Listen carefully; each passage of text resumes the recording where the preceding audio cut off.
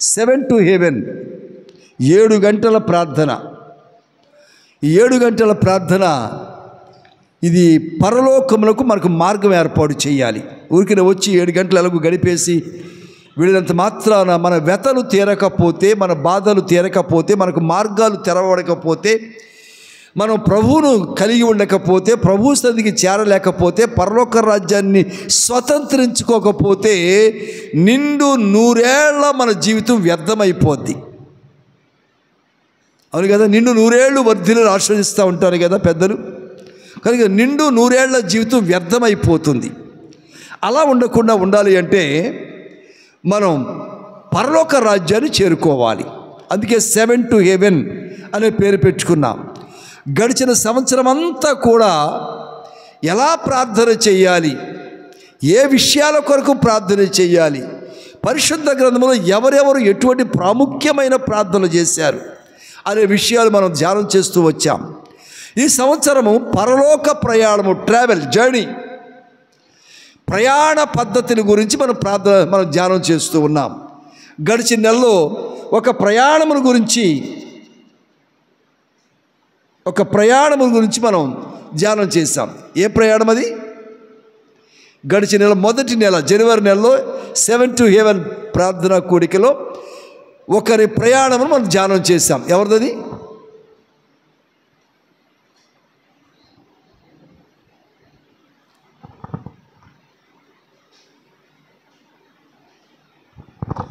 అలా సుజ్ఞానమని కొంచెం పక్క కూర్చోమ్మా, ఇటుగా నటుగా జరుగుంచు, నీ ముఖం అది ఇంకొంచెం జరగమ్మా.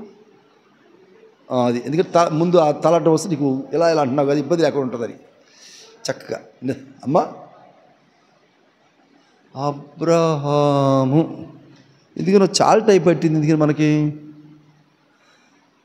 ఇట్స్ టూ లేట్ కదా. అబ్రహాం అనే మాట చెప్పడానికి మనకి చాలా టైం పట్టింది. అంటే మనము ఎంత ధ్యాస కలిగి ఉంటున్నామో అని దీన్ని బట్టి అర్థమవుతుంది మనకి.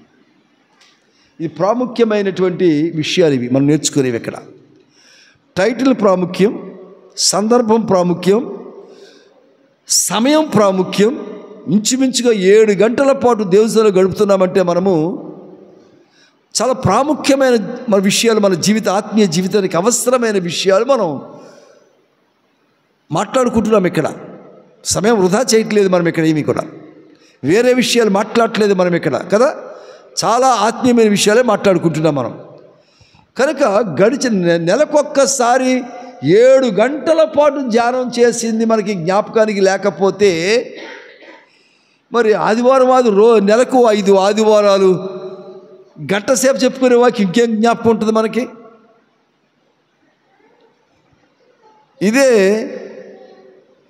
ఫోన్లో వచ్చే అనేక విషయాలు మనకు జ్ఞాపకం ఉంటాయి.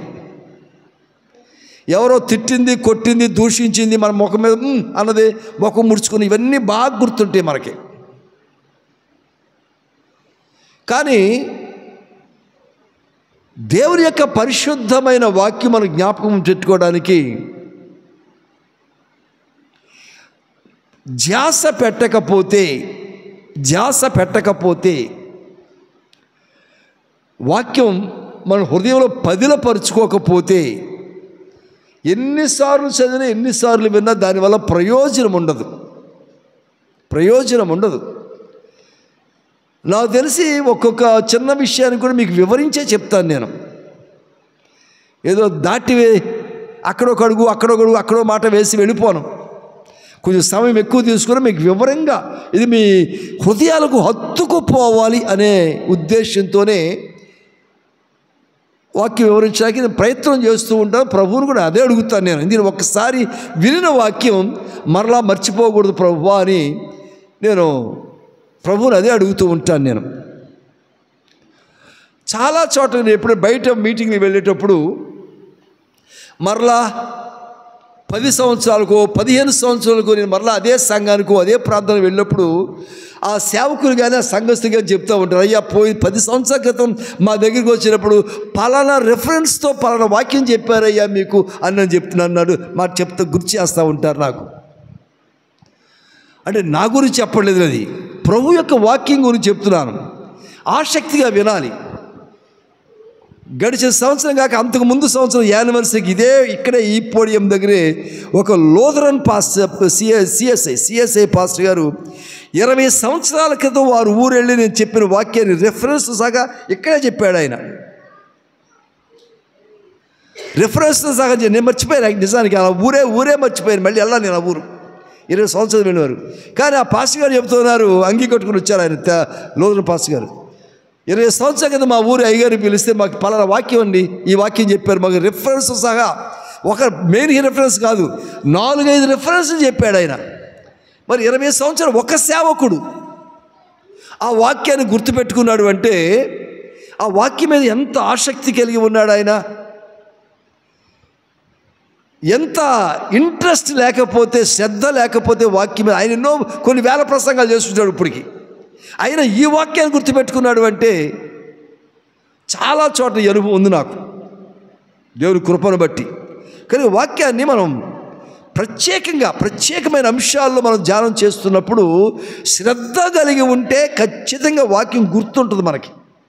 వాక్యం అంతా 2 గంటలది అక్కర్లేకపోయినా కనీసం జస్ట్ మెయిన్ థీమ్ ఏంటి, ఆ మెయిన్ పర్సన్ ఎవరు, మెయిన్ స్టోరీ ఏమిటి అనేది ఖచ్చితంగా మన జ్ఞాపకానికి ఉంటుంది. లేకపోతే చాలా ప్రమాదం ఉంది. ఒక మాట మీకు ప్రమాదం ఏంటో మీకు జ్ఞాపకం చేస్తాను. ప్రసంగి గ్రంథం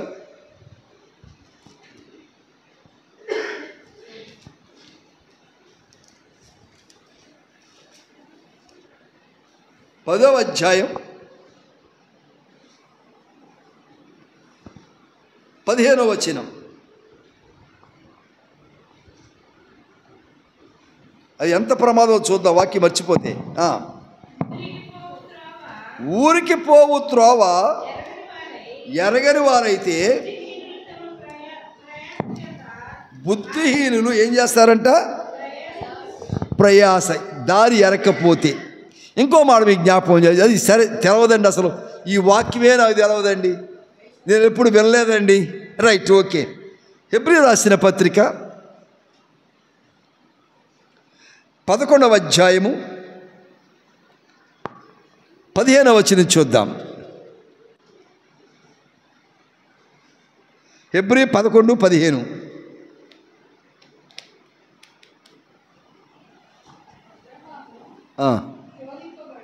అమ్మా, వారు ఏ దేశము నుండి వచ్చిరో అంటే ఏం జరిగింది ఇప్పుడు ఇక్కడ? మర్చిపోయారా? జ్ఞాపకం ఉందా? జ్ఞాపకం ఉంచుకుంటే ఏం జరుగుతుందంట, మరలా వెళ్ళుటకు వారికి వీలు కలుగుతుంది. దారి మర్చిపోతే, ఎక్కడి నుంచి వచ్చామో దారి మర్చిపోతే ఎక్కడికి వెళ్తాం? ఇప్పుడు 7 గంటల ప్రార్థన అయిన తర్వాత వెళ్తారు, బయలుదేరి గుమ్మం దాకా వెళ్తారు. మీరు ఎక్కడి నుంచి వచ్చారో వీళ్ళు మర్చిపోయారు అడ్రస్, మీ అడ్రస్ మర్చిపోయారు మీరు. మరి మీ ఇంటికి ఎలా వెళ్తారండి ఇప్పుడు? దానికంటే ఇంపార్టెంట్ వాక్యము. నీ ఇంటికి వెళ్ళటం మర్చిపోయినా పర్లేదు, ఇక్కడిది అది ఎప్పటికప్పుడు పడిపోయే ఇల్లు, కూలిపోయి లైమ్ అయిపోయే ఇల్లు. కానీ పరలోకం అనేది ఖచ్చితంగా జ్ఞాపకం ఉంచుకోవాల్సింది కదా.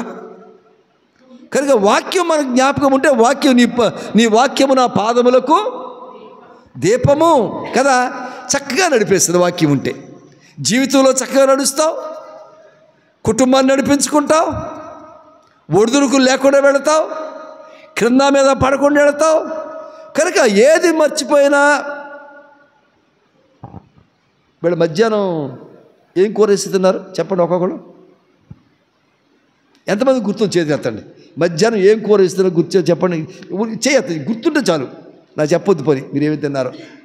మీరే మటన్ 9 తిని ఉంటారు, నాకు ఎందుకు కానీ గుర్తుందా? నిన్నేం తిన్నారు? సరే, మీ దగ్గర మొబైల్స్ ఎంతమందికి ఉన్నాయి?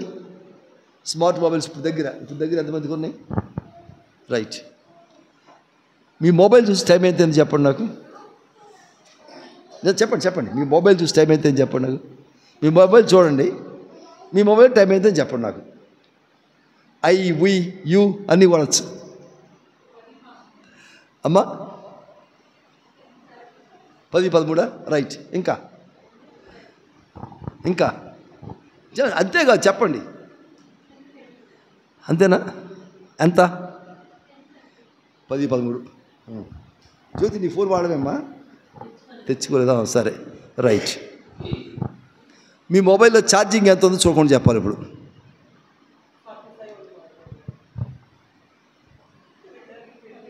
చూడకుండా చెప్పాలి మొబైల్ ఛార్జింగ్ ఎంత ఉందో. ఇప్పుడు చూశారుగా, ఇప్పుడేగా చూశారు. ఇప్పుడు చూడమని చెప్పాను మిమ్మల్ని, నేను చూసే చెప్పారు 10, 13 అని అందరూ చెప్పారు. ఛార్జింగ్ ఎంత ఉంది అంటే దృష్టి ఎక్కడ పెడతాం? కొంతే పెడతాం మనం. అందుకనే ఇర్మియా నీకేమి కనపడుచున్నది? వంగిన బాదము చువ్వ కనిపిస్తుంది అంటాడు అక్కడ. ఆమోసు నీకేమి కనిపించున్నది? ఎండిపోయిన ఫలాలు, పండిపోయిన ఫలాలు కనిపిస్తున్నాయి అంటాడు. నీకేం కనిపిస్తుంది? నువ్వేం దృష్టి ఎక్కడ పెడుతున్నావు గమనించాలి. నెహెమ్యా గ్రంథం. ఎందుకంటే మనం నిజంగా దేవుని మీద దృష్టి పెడితే, వాక్యం మీద దృష్టి పెడితే ఎన్ని అద్భుతాలు జరుగుతాయి అంటే చూద్దాం. నెహెమ్యా గ్రంథం 12వ అధ్యాయం 13వ అధ్యాయం 2వ వచనం చూద్దాం. నెహెమ్యా గ్రంథం 13వ అధ్యాయం 2వ వచనం. అన్నపానములు తీసుకొని, అన్నదమ్ములు కాదంట, అన్నపానాలంట. గుర్తుపెట్టుకోండి, అన్నదమ్ములు అనలేదు అక్కడ. అన్నపానములు అంటే భోజనాలు. ఇశ్రాయేలుకి ఎదురు పడక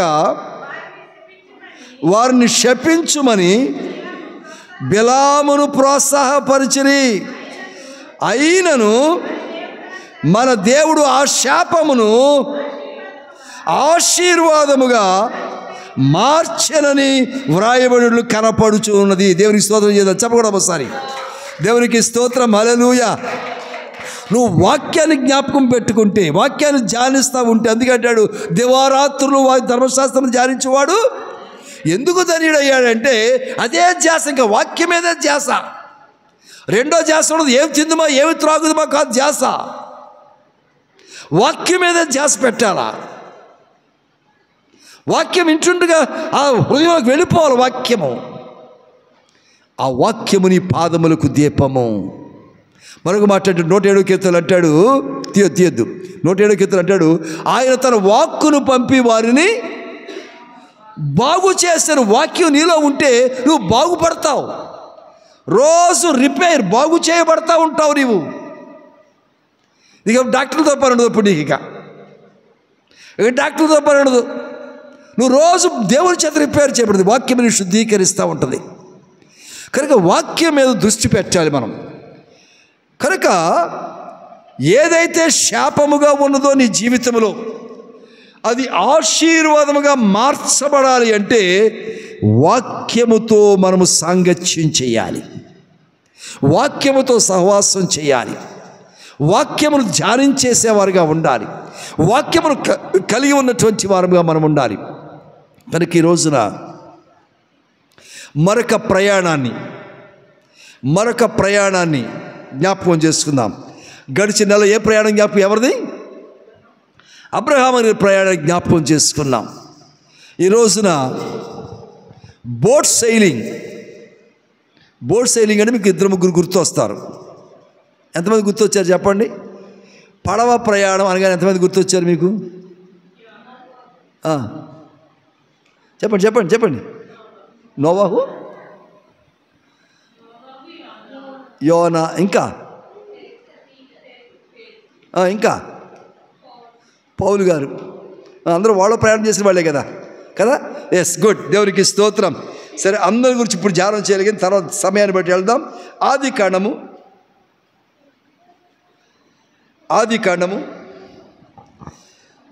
6వ అధ్యాయము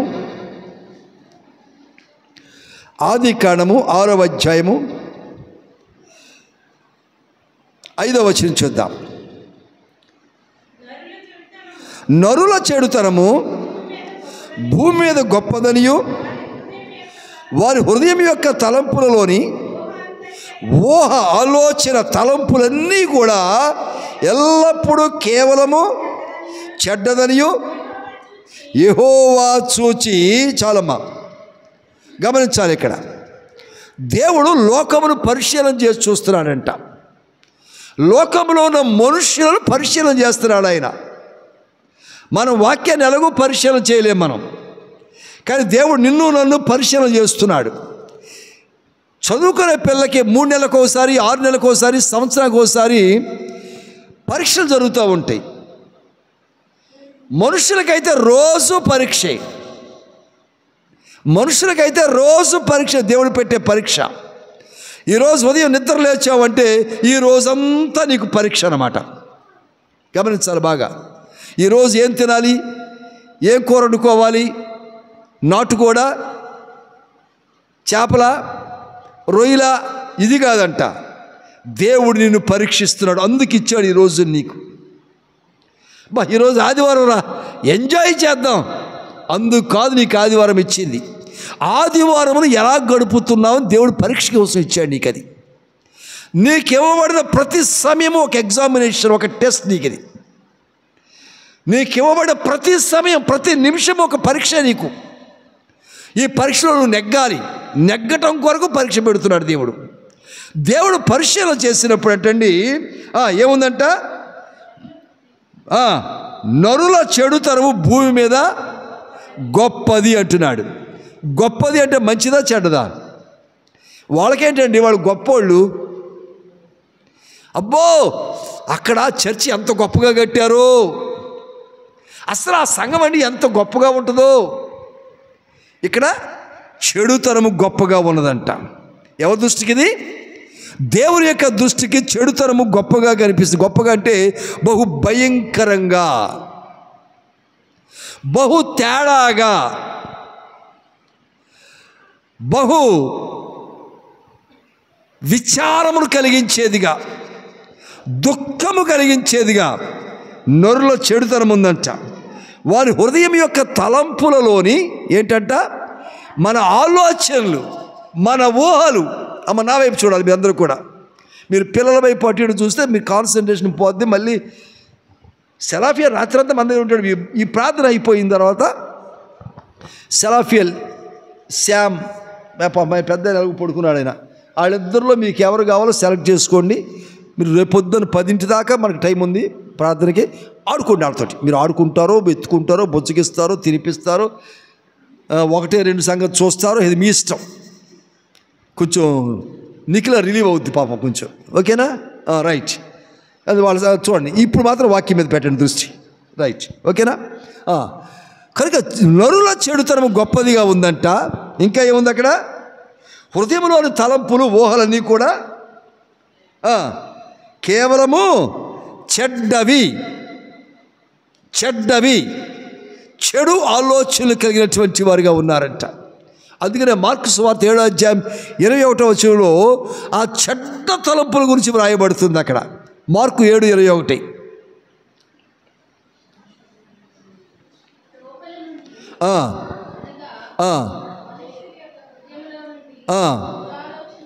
దురాలోచనలను, జారత్వములను, దొంగతనములను, నరహత్యలను, వ్యభిచారములను, లోభములను, చెడుతనములను, కృత్రిమమును, కామ వికారములను, మత్సరమును, దేవదూషణయు, అహంభావమును, అవివేకమును వచ్చును.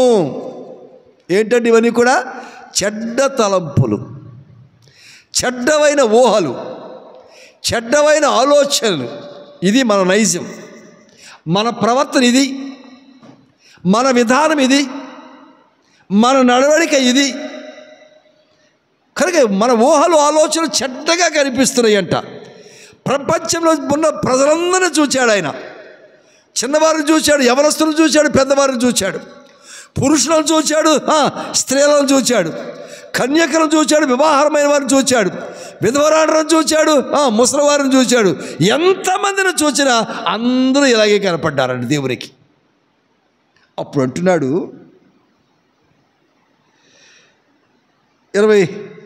29వ వచనం చూద్దాం ఇప్పుడు. అక్కడ 9వ వచనం కింద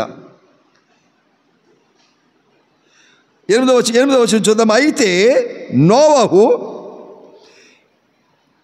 ఆదికాండము 6వ అధ్యాయం 8వ వచనం. నోవహు యెహోవా దృష్టి యందు కృప పొందినవాడాయను. చెప్పకూడదు ఒకసారి. దేవునికి స్తోత్రం, హల్లెలూయా.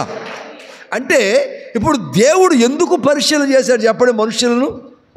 ఏమి ఇవ్వటం కొరకు? కృపనివ్వటం కొరకు చూచాడంట దేవుడు. కృపను ఇవ్వటం కొరకు దేవుడు చూచాడు. కృపనివ్వటం కొరకు. మీకు చిన్న ఉదాహరణ చెప్తాను బాగా అర్థం కావటం కొరకు. నీవు బజార్కి వెళ్ళావు, నీ పిల్లలకి ఇష్టమైనటువంటి స్వీట్ ఏదో తీసుకుని వచ్చావు. ఇంటికి వస్తారు, తెస్తారుగా, పిల్లల కోసం తెచ్చుకుంటారుగా. తీసుకొచ్చినప్పుడు నీ కొడుకు ఏం చేస్తాడంటే, రోడ్డు మీద ఇంకా చాలామంది పిల్లలు ఉన్నారు వీధిలో, దాదాపు 15-20 మంది పిల్లలు ఉన్నారు సాయంకాలం పూట. వాళ్ళందరూ కలిసి ఆడుకుంటున్నారు అక్కడ. అవునా? వాళ్ళందరూ కలిసి అక్కడ ఆడుకుంటున్నారు. నువ్వు ఎంతమందికి ఎవరి కోసం తెచ్చావు స్వీట్ని? నీ కొడుకు కోసం తెస్తావు, అంతే, నచ్చిన అంతే కదా, నీ కొడుకు కోసం తెచ్చావు. కానీ ఇప్పుడు ఎంతమంది ఉన్నారు అక్కడ? ఇప్పుడు నీ కొడుకు దగ్గర రే నీ స్వీట్ తెచ్చాను రా అన్నావు అనుకో, ఎంతమంది వస్తారు నీ వెనకాల, ఆ పిల్లడు వెనకాల? వాళ్ళ పాప అరమరికలు తెలదు. మా మమ్మీయా వాళ్ళ మమ్మీయా ఆంటీ తెచ్చిందా, తినొచ్చా తినకూడదా, ఆశపడొచ్చా పిల్లలు కదా, తెలియదు వాళ్ళకి. ఎంతమంది వస్తారు ఇప్పుడు? అందరూ వస్తారు. ఇప్పుడు అందరూ వస్తే నీ కొడుకు సరిపోద్దా? నీ ప్రేమను కొడుకు పంచగలవా పూర్తిగాను? అంత ఇష్టపడి కొడుకు వచ్చావు కదా, నీ కొడుకు ఇష్టమని. ఆ ఇష్టమైంది ఇప్పుడు ఎంతమందికి పంచి పెడతావు నువ్వు? నీ కొడుకును తృప్తిపరచలేవు కదా. అందుకని ఇప్పుడు ఏం చేస్తావు చెప్పాలి ఇప్పుడు. అందుకని ఇప్పుడు ఏం చేస్తావంటే, ఆడుకుంటున్నప్పుడు అందరినీ పరిశీలన చేస్తూ అక్కడ ఆగి అవకాశం ఎప్పుడు వస్తుందా అని చూచి, టైం ఎప్పుడు దొరుకుద్దా అని చూచి, రే కన్నా ఇంటికి వచ్చి నీకు స్వీట్ తెచ్చా, అయ్యి బుజ్జి తెచ్చా అని చెప్పి నెమ్మదిగా గుసగుసలాగా అడిగి చెప్పి ఎవరికైనా పడకుండా చేసి ఇంటికి తీసుకెళ్తాం ఇప్పుడు మనం. ఎందుకని? తెచ్చిన స్వీటు వాడి కొరకే, 15 మందికి కాదు. దేవుడు అంతా పరిశీలన చేస్తూ ఉంటే అందరి కొరకు కాదంట, ఎవరైతే పాత్రులుగా ఉన్నారో వారికి కృపను ఇవ్వటానికి నిన్ను ఎగ్జామిన్ చేస్తున్నాడు రోజంతా కూడా దేవుడు. దేవునికి స్తోత్రం, హల్లెలూయా. దేవుని కొరకు నువ్వు ఎంతవరకు నమ్మకంగా ఉంటున్నావో, దేవుని ఎంత సంతోష పెడుతున్నావో, దేవుని ఎంత ఆరాధిస్తున్నావో, దేవుని కొరకు బ్రతకగలుగుతున్నావా లేదా, ఇవన్నీ కూడా దేవుడు పరిశీలన చేసి ఆయన కృపను నీకు ఇస్తా అంట. దేవుని స్తోత్రం చేద్దాం, హల్లెలూయా. కృపను ఇవ్వటానికి ఆయన పరిశీలన చేస్తున్నాడు, పల్లేక కాదు. నీకు కూడా దేవుని కృప కావాలి, దేవునికి సహాయం కావాలనుకుంటే ఆ పరిశీలనలో నువ్వు నిలబడాలి. చెడుతనమంతా పెరిగిపోయింది, గమనించాలి ఇక్కడ. కానీ ఒకే ఒక్కడు ఎవరంట? అయితే నోవహు. ఎవరైనా? నోవహు కృప పొందుకోవడానికి పాత్రుడయ్యాట. చెప్పడం ఒకసారి. దేవునికి స్తోత్రం, హల్లెలూయా. నువ్వు ఆశీర్వదించబడాలి అనుకుంటే, నీ శాపములోంచి విడుదల పొందాలి అనుకుంటే, నీ అస్తవ్యస్తమైన పరిస్థితులు సరిచేయబడాలనుకుంటే, నీకు చికాకు కలిగించే పరిస్థితుల్లో నుంచి నువ్వు నెమ్మది పొందుకోవాలి అనుకుంటే, దేవుని కృపకు నువ్వు పాత్రుడవు పాత్రురాలువు కావలసిందే. అది లేకుండా నువ్వెంత గీ పెట్టినా, ఎన్ని ఉపవాసాలున్నా, ఏం చేసినా కృప నీకు రాదు. దేవుడిని పరిశీలన చేస్తున్నాడు. Is examining you. నేను పరిశీలన చేస్తున్నాడు ఆయన. ఈరోజు ఎంతవరకు నమ్మకంగా జీవించావు? అందుకని చూడండి, చాలాసార్లు డ్యూటీ నుంచి, పని నుంచి ఇంటికి వచ్చిన తర్వాత మనసంతా చికాకుగా ఉంటుంది, కాళ్ళు చేతులు లాగేస్తుంటాయి. ముఖ్యంగా మీ స్త్రీలు కనుక వంట మీదకి మనసు వెళ్ళదు. ఎవరన్నా ముద్ద పెడితే బాగుండని చూస్తారు కదా, ఎవరు పెడతారు మనకి? అలాంటి వాళ్ళు ఎవరు ఉండరు కాబట్టి చుట్టుపక్కల, ఎవరికి మనం పెట్టం కాబట్టి. కనుక ఇక ఎలా పాప అడి చేసి ఇటు చేసి ఎలా కాస్త నీళ్ళు వేడి చేసుకొని ఆ స్నానం చేశాక నిద్రపోదాం, నిద్ర పట్టదే. తప్పుసారి నిద్ర పట్టినా ఎన్ని పీడకలు వస్తుంటాయో, నంబర్ ఆఫ్ పీడకలల్స్, ఒకటిదాని వెనకాల ఒకటి వస్తూ ఉంటుంది సీరియల్గా. అవ్వయి తెల్లారిపోద్దుగానే అవ్వదు. కారణం ఏంటంటే గడిచిన పగలంతా నువ్వు దేవుడిని ఎక్కడో ఆయాస పెట్టావన్నమాట. దేవుడి కొరకు ఎక్కడో నమ్మకంగా నువ్వు జీవించలేదు, ఫెయిల్ అయ్యావు. అందుకని కృప నీకు దూరం అయింది. ఇక్కడ అంటున్నాడు, అయితే నోవహు దేవుని దృష్టి అందు ఏం చేశాడంట? కృప పొందినవాడు అయ్యా అంట. ఎవరైనా? నోవహు అంటే కిందే ఉంది, ఫుట్ నోట్లో ఉంది. అక్కడ మీరేం ముఖాలు చూడక్కర్లేదు. కిందకి వెళ్తే కింద ఒకసారి చూపు పెడితే ఏంటంట? నెమ్మది. ఈ రాత్రి ఆయా పరిస్థితిని బట్టి నెమ్మది లేకుండా ఎవరైతే ఉన్నారో మీ మనసులో గుర్తుపెట్టుకోండి. ఇప్పుడు ఆయా పరిస్థితిని బట్టి నెమ్మది లేకుండా ఎవరైతే ఉన్నారు, ఇంత ప్రార్థనలు చాలా చెప్పుకుంటూ వచ్చారు. వాటిలో చాలా సీరియస్ ఇష్యూస్ కూడా ఉన్నాయి. అర్జెంటుగా క్లియర్ అవ్వాల్సిన కొన్ని తట్టుకోలేకపోతున్నారు మీరు. కొన్ని విషయాలు అతలాకుతలం అయిపోతున్నారు. కొన్ని విషయాలు నీవు అసలు భరించలేకుండా ఉన్నాయి. నెమ్మది నీకు లేదు. ఈ రాత్రి ప్రభువు నిన్ను పరిశీలన చేసినప్పుడు ఏం చేస్తాడంట? దేవుని కృప నీకు ఇచ్చి నువ్వు నెమ్మది కలిగిన బిడ్డవుగా నేను దేవుడు చేయబోతా ఉన్నారు. ఆమేన్. ఈ నోవహు అనేటువంటి పదము మాట బైబిల్లో 58 సార్లు ఉంది. 9 గ్రంథాల్లో కనిపిస్తుంది. ఇది 9 గ్రంథాల్లో కనిపిస్తుంది. ఆది కాండములో ఎకాయకిని 34 సార్లు చూస్తాం నోవహు అనే మాట.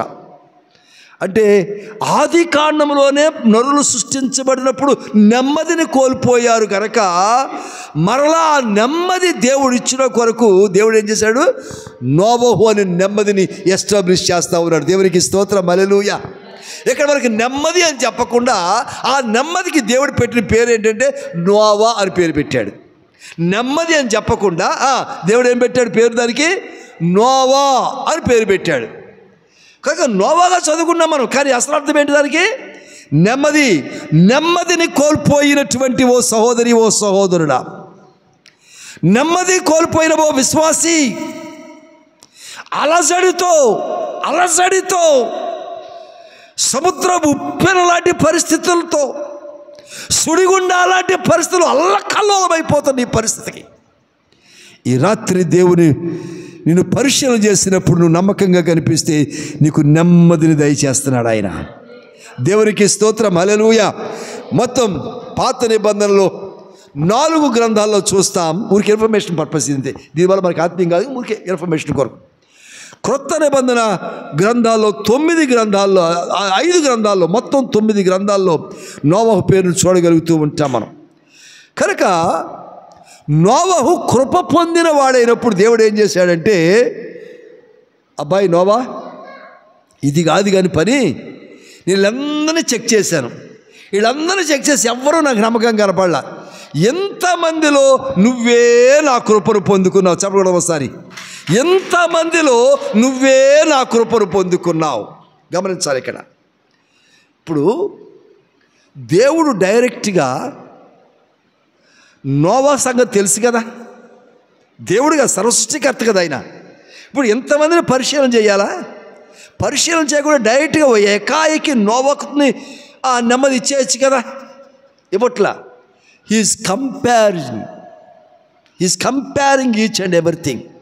ఆయన మిగిలిన మనుషులతో నోవహును ఎంత తేడాగా ఉన్నాడు, ఎంత అధిగమించిన వాడిగా ఉన్నాడు, ఎంత విశ్వాసంతో ఉన్నాడు అని చూస్తాడు. ఎందుకు అంటే వారి హృదయం చెడిపోయి ఉంది, వారి తలంపులు చెడిపోయి ఉన్నాయి. గమనించండి బాగాను. వారి హృదయాలు చెడిపోయి ఉన్నాయి. చెడ్డ తలంపులతో ఉన్నారు ప్రజలందరూ కూడా. చెడ్డ ఊహలు కలిగి ఉన్నారు. మంచి ఆలోచన లేనటువంటి వారిగా ఉన్నారు. వారి మధ్యలో ఆ కల్చర్, ఆ ఆలోచనలు, భ్రష్టు పట్టుపోయిన ఆలోచనల మధ్యలో ఆ ఆలోచన ఒక్కటి కూడా లేకుండా నోవహు మాత్రమే శ్రేష్టంగా నిలబడ్డాడంట. దేవునికి స్తోత్రం చేద్దాం. హల్లెలూయా. నోవహు మాత్రమే వాళ్ళలో కలిసిపోలేదు. నోవహు మాత్రమే వాళ్ళ ఆచారాలు పాటించట్లేదు. నోవహు మాత్రమే వాళ్ళ మాటలు, వాళ్ళ ఆలోచనలు, నడవడికతో పోల్చదగిన వాడికి ఎంత మాత్రం కూడా లేడు. అందుకనే యెహోవా కృపకు పాత్రుడయ్యాడు నోవహు. మా ఇంటి చుట్టూ అంతే, అందరూ టీవీలు చూస్తారు అయ్యారు. అందుకే నేను కూడా అందరూ టీవీ చూస్తే, పైగా టీవీ చూసిన వాళ్ళు చూసినట్టుంటారా టీవీ సీరియళ్ళు. ఆ టీవీ కరెంట్ పోయాకో లేదా తెల్లారి ఎక్కడ వచ్చి ఆ చేలోకి వెళ్ళినప్పుడు, పనిలోకి వెళ్ళినప్పుడు అక్కడ మొదలెడతారు మళ్ళీ గొడవ. నేను ఇక్కడ ఏలూరులో బ్యాంకులో పనిచేసేటప్పుడు రిక్రియేషన్ క్లబ్ అని ఒకటి స్టార్ట్ చేశాను. నేనే సెక్రటరీని దానికి. దాదాపు 50 మంది మా స్టాఫ్ అందరూ ఉండేవాళ్ళు. 50 మంది మేమందరం కలిపి సో రిక్రియేషన్ క్లబ్ అని స్టార్ట్ చేసి దానికి ఒక క్యారమ్ బోర్డు, ఒక కొన్ని కొంచెం ఆడుకుంటారు కదా, సాయంకాలం మరీ అలసిపోతారు డ్యూటీ అయిన తర్వాత, అలాంటివి కొన్ని ఏర్పాటు చేశాను. వాటితో పాటు అప్పట్లో ఈ టీవీలు లేవుగా, ఈ టీవీ లేని ముందు రోజులు అనమాట. అప్పట్లో ఈ వారపత్రికలను కొన్ని ఉండేవి. అవి అడిగేవాళ్ళు. ముఖ్యంగా లేడీస్ స్టాఫ్ ఉండేవాళ్ళు 10 మంది దాకా. వాళ్ళు సాసారావు గారు కొంచెం ఆ రిక్రియేషన్ క్లబ్ తరపున తెప్పించవచ్చు కదంటే అవి తెప్పించేవాడు అనమాట. ఉండే కొన్ని పత్రికలు అవి తెప్పించేవాడిని. మరి తెప్పించి మరి వాళ్ళకి ఇవ్వాలిగా, సర్క్యులేషన్కి చదువుకోవడానికి ఇవ్వాలిగా. రాగానే నాకు ఎగబడేవాడు. ఎన్ని కాపీలు తెప్పిస్తాం, 2-3 తెప్పించేవాడిని ఒక్కోటే. నాకు ముందు ప్రయారిటీ ఎవరో వాళ్ళకి ఇచ్చేసి నెక్స్ట్ మళ్ళీ వచ్చిన తర్వాత నెక్స్ట్ డే ఇంకోటికి అలాగే ఇస్తూ ఉన్నాను. ఈ బుక్స్ ఇస్తా, సీరియల్ బుక్స్, ఈ వారపత్రికలు ఇస్తూ ఉంటే అవి ఇంటికి వెళ్ళిపోయి చదివేసుకుని వచ్చేసి పొద్దున రాగానే అటెండెన్స్ లిస్ట్లో కూడా సంతకం పెట్టకుండా గుమ్మంలోనే గేట్లోనే, ఏమండి నిన్న అది ఉరేసుకొని చూసారా, అది అత్తగారు బట్టి కొట్టేస్తుందండి అలాగా గుమ్మంలోనే. మొట్టమొదటి బాగా అర్థం కాక ఉరేసుకోవటం ఏంటి, ఎవరి పాపం ఇంటి పక్కన, ఈ బంధువులా తెలిసిన వాళ్ళ అని మేము అడిగేవాళ్ళం. ఇంతగా సీరియల్లోనంట. ఏ సీరియల్? వారపత్రిక సీరియల్. గమనించాలి. ఇక్కడ మన దృష్టి ఎక్కడో పెడుతుంటాం. మన చుట్టూ ఉన్న వాళ్ళు ఇలాంటి వ్యాపకాలు కలిగి ఉంటారు. మనం మాత్రము ప్రభువుని కలిగిన వారంగా ఉండాలి. ఆమేన్. మన చుట్టూ బూతులు మాట్లాడే వాళ్ళు ఉంటారు. మనం ఎలా ఉండాలి? ప్రభువుని కలిగిన వారంగా ఉండాలి. మన చుట్టూ అబద్ధాలు ఆడేవాళ్ళు ఉంటారు. మనం ఎలా ఉండాలి? వాస్తవ నిజాన్ని మాట్లాడే వారంగా మనం ఉండాలి. మన చుట్టూ పని ఎగ్గొట్టే వాళ్ళు ఉంటారు. మనం ఎలా ఉండాలి? అప్పగించబడి బాధ్యతగా చేసేటువంటి వారంగా మనం ఉండాలి. అప్పగించబడి బాధ్యతగా చేసేటువంటి వారంగా మనం ఉండాలి. నేను ఏలూరులో వర్క్ చేసేటప్పుడు క్యాషియర్ని నేను. అప్పట్లో కంప్లీట్ చేతులు లెక్క పెట్టుకోవడం, మిషన్ కూడా లేదు, కంప్యూటర్ క్యాలిక్యులేటర్ కూడా తెలియదు మాకు. అప్పుడు క్యాలిక్యులేటర్ కూడా లేదు మాకు. అసలు ఎంత క్యాష్ వచ్చినా చేత్తో లెక్కడం ఏం పని. ఆ స్పాంజ్ ఉండి నిలబెట్టి దాన్ని చేపట్టుకోవడం, ఇలా అంటాం. చేతులు బొబ్బలు ఎక్కిపోయి, మధ్యాహ్నం కదా బొబ్బలు ఎక్కిపోయి లెక్క పెట్టి కట్ల గుట్టలో పోసేవి కస్టమర్లు వచ్చి ఆ రోజుల్లో. అప్పుడు ఫోన్పేలు ఇవన్నీ మొత్తం బ్యాంకులో జరిగాయి. ఎప్పుడన్నీ కూడా మా క్యాష్లో ఓ మెయిన్ క్యాష్, మళ్ళీ అసిస్టెంట్ క్యాష్ ఇంకోటి ఉండేది. నా పక్కన ఉండే అసిస్టెంట్ ఆయన ఎవరికి మెయిన్ క్యాష్, నేనే మెయిన్ క్యాష్ తీసుకోవాలా. పైగా సెక్రటరీని అయ్యి, అందుకని నువ్వు తీసుకురావి, నాకు వద్దుగా ఇది ఇచ్చేయి, ఈ చిన్నది నాకు ఇచ్చేయి, ఈ తక్కువ పనులు నాకు అని చెప్పి వాళ్ళు తీసుకునేవాళ్ళు. ఈ మిగిలిన నాకనమాట. మెయిన్ క్యాష్ చేస్తూ ఉంటే ఆ వచ్చిన డబ్బులన్నీ ఇంకో నా పక్కన అసిస్టెంట్ క్యాషియర్ ఏం చేయాలంటే ఆ వచ్చిన డబ్బులను లెక్క తీసి సాయంకాలం నాకు మళ్ళీ అన్ని కట్టలను నాకు అప్పచెప్పి లెక్క అప్పచెప్పాలి. నాకు అంత ఈరోజు ఎంత వచ్చింది తీసుకోవడం వరకే. నేనేమో తీసుకోవటం ఏమిటో రెండు చేయాలి, నేను చేయాలా. ఈ పక్కన తీసుకునే మనిషి 6 నెలలు డ్యూటీకి వారం రోజులు చేస్తే గొప్ప ఎక్కువ. పొద్దున వచ్చి సంతకం పెట్టి అసిస్టెంట్స్ సంతకం పెట్టేసి, రవి కూర్చోటి ఇల్లు వస్తానే నేను అని చెప్పేసి మళ్ళీ రేపే రావటం డ్యూటీకి. మళ్ళీ ఆయన కాపలాగా వేయాలి. మళ్ళీ మేనేజర్ అడగకూడదు, ఇంకెవరు అడగకూడదు, ఆయన పాయింట్అవుట్ చేయకుండా అబ్బాయి రవి ఏడంటే ఇప్పుడే బయటికి వెళ్ళాడు సార్, ఒక బాలేదంట బయటికి వెళ్ళాడు మళ్ళీ చెప్పడం. ఆ పనంతా ఎవరు చేయాలి? ఇప్పుడు నేను చేయాలా. అలాగ కొన్ని సంవత్సరాల పాటు చేశాను. 3-4 పని చేసేవాడిని. నాకేమో ప్రమోషన్ ఎత్తుక్కుంటా, వద్దు బాబో నాకు ప్రమోషను, నాకేదో సేవ ఉంది, చిన్నపాటి సంఘం ఉంది, అది చూసుకుంటా, నాకు ప్రమోషన్ వద్దండి అంటే, లేదు నీకు ప్రమోషన్ తీసుకోవాలి, బలవంతంగా ప్రమోషన్ పంపించారు. అలా ఉండిపోయిన అందరూ కూడా అలాగే ఉండిపోయారు. కొంతమంది ఆ ఉద్యోగం కూడా నేను చేసి పెడుతుంటే కూడా, వాస్తవం ఈ మాట వాస్తవం, నేను వాళ్ళ పని మోర్ దెన్ 50% నేను చేశాక కూడా ఆ మిగిలిన 50% కూడా చేసుకోలేక రిజైన్ చేసిన వాళ్ళు ఉన్నారు. చివరికి ఆ గుమస్తాలు కానీ క్లర్క్ కానీ అలాగే మిగిలిపోయిన వారు ఉన్నారు. నేను మాత్రం అంచెలంచెలుగా వెళ్ళటానికి దేవుడు నన్ను నడిపిస్తా తీసుకెళ్ళాడు నన్ను. దేవుని స్తోత్రం, హల్లెలూయా. ఓ పెద్ద మేనేజర్గా నేను రిటైర్ అవ్వడానికి దేవుడు సహాయం చేసి, అప్పటికి నా ఏ పరీక్షకి సరిగ్గా ఇంట్రెస్ట్ చదివి వెళ్ళింది లేదు. నేను ప్రమోషన్ టెస్ట్లు ఉంటాయి మాకు, ఏ ప్రమోషన్ టెస్ట్కి చదివి వెళ్ళలేదు నేను. నా కొలీగ్స్ నాతో పాటు ఎగ్జామ్స్, రవి ఎగ్జామ్స్ అని ఆ బుక్స్ తెప్పించి, ఈ ఢిల్లీ నుంచి అగర్వాల్ బుక్స్ అంటే అయితే తెప్పించేవాళ్ళు, కలకటా నుంచి బెనర్జీ బుక్స్ అంటే అయితే తెప్పించేవాళ్ళు, ఆబ్జెక్టివ్ టైపు డిస్క్రిప్టివ్ టైపు తెప్పించి ఐఏఎస్లు కూడా చదవాలిగా 2 నెలలు 3 నెలలు సెలవు పెట్టి చదివేసేవాళ్ళు. ఆ ఒక్కరోజు మాకు పర్మిషన్ ఇస్తారు ఎగ్జామ్ రాయటానికి, డ్యూటీకి అఫీషియల్ వెళ్ళి పరీక్ష రాసి వచ్చేవాడు, పాస్ అయ్యేవాడిని. పుస్తకాలు చదివి 2-3 నెలలు సెలవు లేకపోతే లాస్ ఆఫ్ పేకి సెలవు పెట్టుకొని చదివిన వాళ్ళు మళ్ళీ అక్కడే చదువుకోవడం వాళ్ళు. ఇంకో విచిత్రం ఏంటో తెలుసా, ఇంకొక అద్భుతం ఏంటంటే, ప్రమోషన్ వచ్చిన ప్రతిసారి కూడా ఆయా రాష్ట్రాలకు వేసేస్తారు ట్రాన్స్ఫర్లు.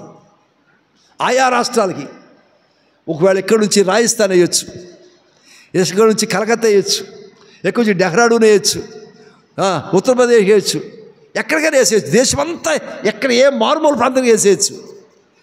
తప్పుజారి పాస్ అయ్యే అందరూ అలాగే వెళ్ళారు. నేను మాత్రం నెల్లూరు ఒంగోలు జిల్లా దాటి బయటికి వెళ్ళేంతవరకు. వాస్తవం, నా ఇన్ని సంవత్సరాల సర్వీస్లో ఇటు రాజోలు ఈస్ట్ గోదావరి, ఇటు ప్రకాశం జిల్లా ఒంగోలు పరిసర ప్రాంతం తప్ప దాటిలో ఫస్ట్ అపాయింట్మెంట్ రాపూర్ అంతే. మళ్ళీ నెల్లూరు జిల్లా కూడా పెట్టలేదు నేను. పక్క జిల్లాలే సర్వీస్ అంతా అయిపోయింది. కారణం ఏంటో తెలుసా, పని కొరకు ఎప్పుడూ నేను పెండింగ్ పెట్టలేదు.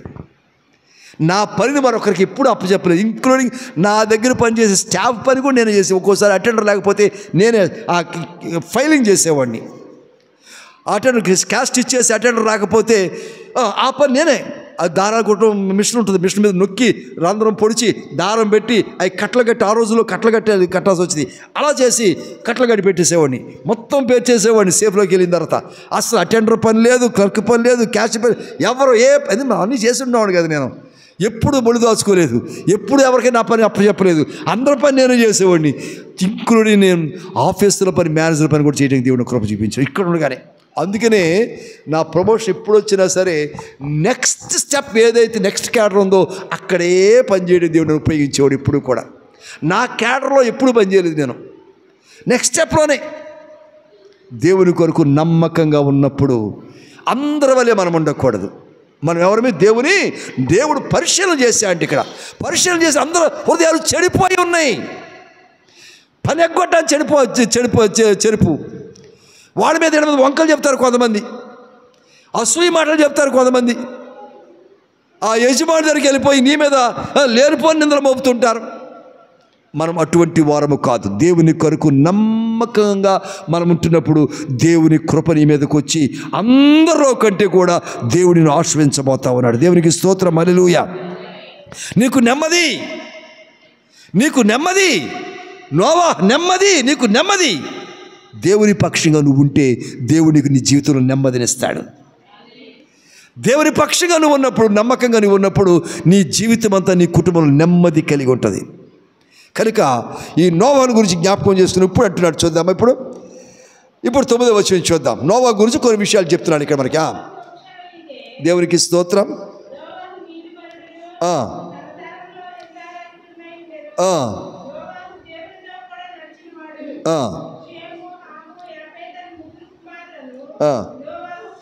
ఆమేన్. చాలనా? నోవహు వంశావళి అంతేనా చెప్పింది అక్కడ. నోవహు వంశావళి ఇదే. ఇప్పుడు చెప్పండి, నోవహు వంశావళి ఏంటంటే అక్కడ ఎవరెవరు?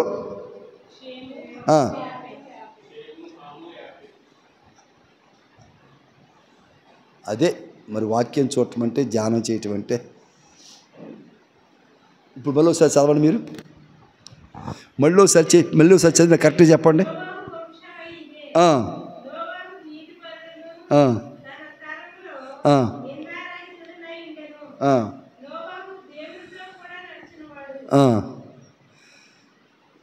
ఏమర్థమైంది? ఏది వంశావళి? ఏది ఇప్పుడు వంశావళి అంటే కుమారులు కొడుకులు ఈ కాదని మనకు కావాల్సింది, అయ్యి కాదు మనకు కావాల్సింది. ఏంటంట ఇప్పుడు చూద్దాం, వంశావళి ఏంటో చూద్దాం ఇప్పుడు. నోవహు వంశావళి ఇదే. నోవహు ఈజ్ రైచియస్, ఈజ్ రైచియస్, దేవుని యొక్క నీతిని ఎరిగినటువంటి వాడు. ఇది వంశావళి. దేవుని స్తోత్రం చేద్దాం, హల్లెలూయా. మరొక వంశావళి, మరొక కుమారుడు, మరొక వంశం ఏంటంట, తన తరములో బ్లేమ్లెస్, అతని తరమంతట్లో కూడా నిందారహితుడు, ఎటువంటి నింద మోపటానికి కూడా అవకాశము లేనటువంటి వాడు. ఇది వంశం అంటే. అందుకే చూడకోసారి మనం గ్రామాల పల్లెటూరులో అసలు మా వంశం అంటే ఏంటి అనుకున్నావు అంటూ ఉంటారా?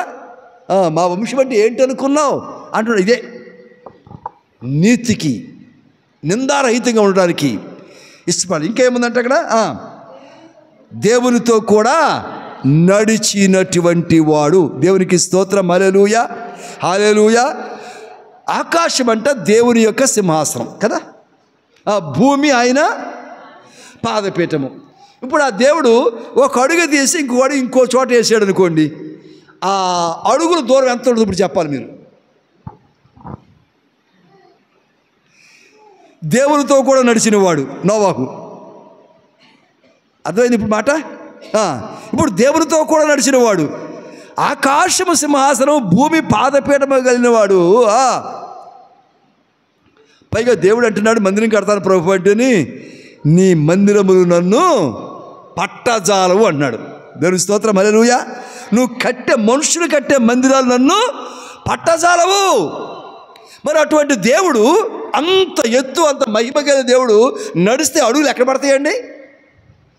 ఇప్పుడు నోవహు ఆ దేవుడితో నడిచిన వాడంట. అంటే అంత అంగలు వేసుకుంటూ అన్ని అడుగులు దేవునితో పాటు వెయ్యాలంటే ఇప్పుడు ఏముండాలి? దేవుని యొక్క వంశావళి కలిగినటువంటి వాడై ఉండాలా. సింహం దాని పిల్ల సింహాన్ని వెంబడించి నడుస్తుంటుంది. కుక్క పిల్ల కుక్కనే వెంబడించి నడుస్తూ ఉంటుంది. నక్క పిల్ల నక్కని వెంబడించి నడుస్తుంది. పాము తల్లిని వెంబడించి నడుస్తూ ఉంటుంది. అవునా? ఇప్పుడు దేవుని అనుసరించి నడిచాడు అంటే ఇప్పుడు నోవహు యొక్క వంశావళి ఏమై ఉండాలి? ఇప్పుడు దేవుని యొక్క వంశావళి. చెప్పకూడదాం, దేవునికి మహిమ కలుగాక. నోవహు దేవుని యొక్క వంశావళి అంటే నిందారహితుడు, నీతిమంతుడు. ఇంకేమన్నాడు అక్కడ? దేవునితో కూడా నడిచినటువంటి వాడు. ఎలాగున ఉన్నాడు కనుకనే కృప పొందిన వాడిగా ఉన్నాడంట. దేవునికి స్తోత్రం, హల్లెలూయా. ఇంకా నోవహు గురించి ఒకటి మాట జ్ఞాపకం చేసుకుని ఇప్పుడు అంటున్నాడు. ఆయనకి ఏమి ఉన్నాడంటే 14వ వచనం చూద్దాం.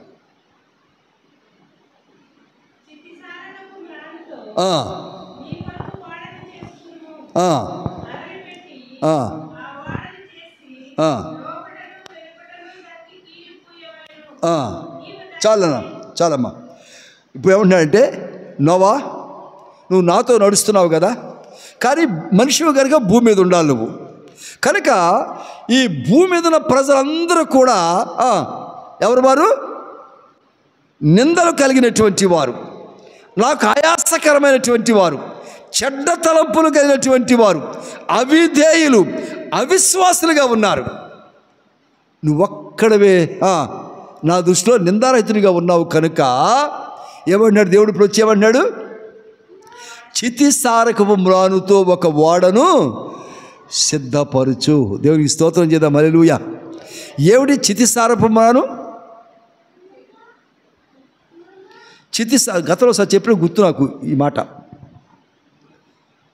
చితి అని చెప్పడం పోని, చితి అంటుంటారు కదా.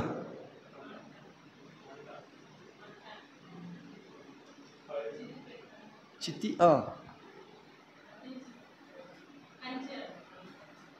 కంచిని కాలిస్తే చితి అంటారా? ఇంకొంచెం కరెక్ట్గా రావాలా?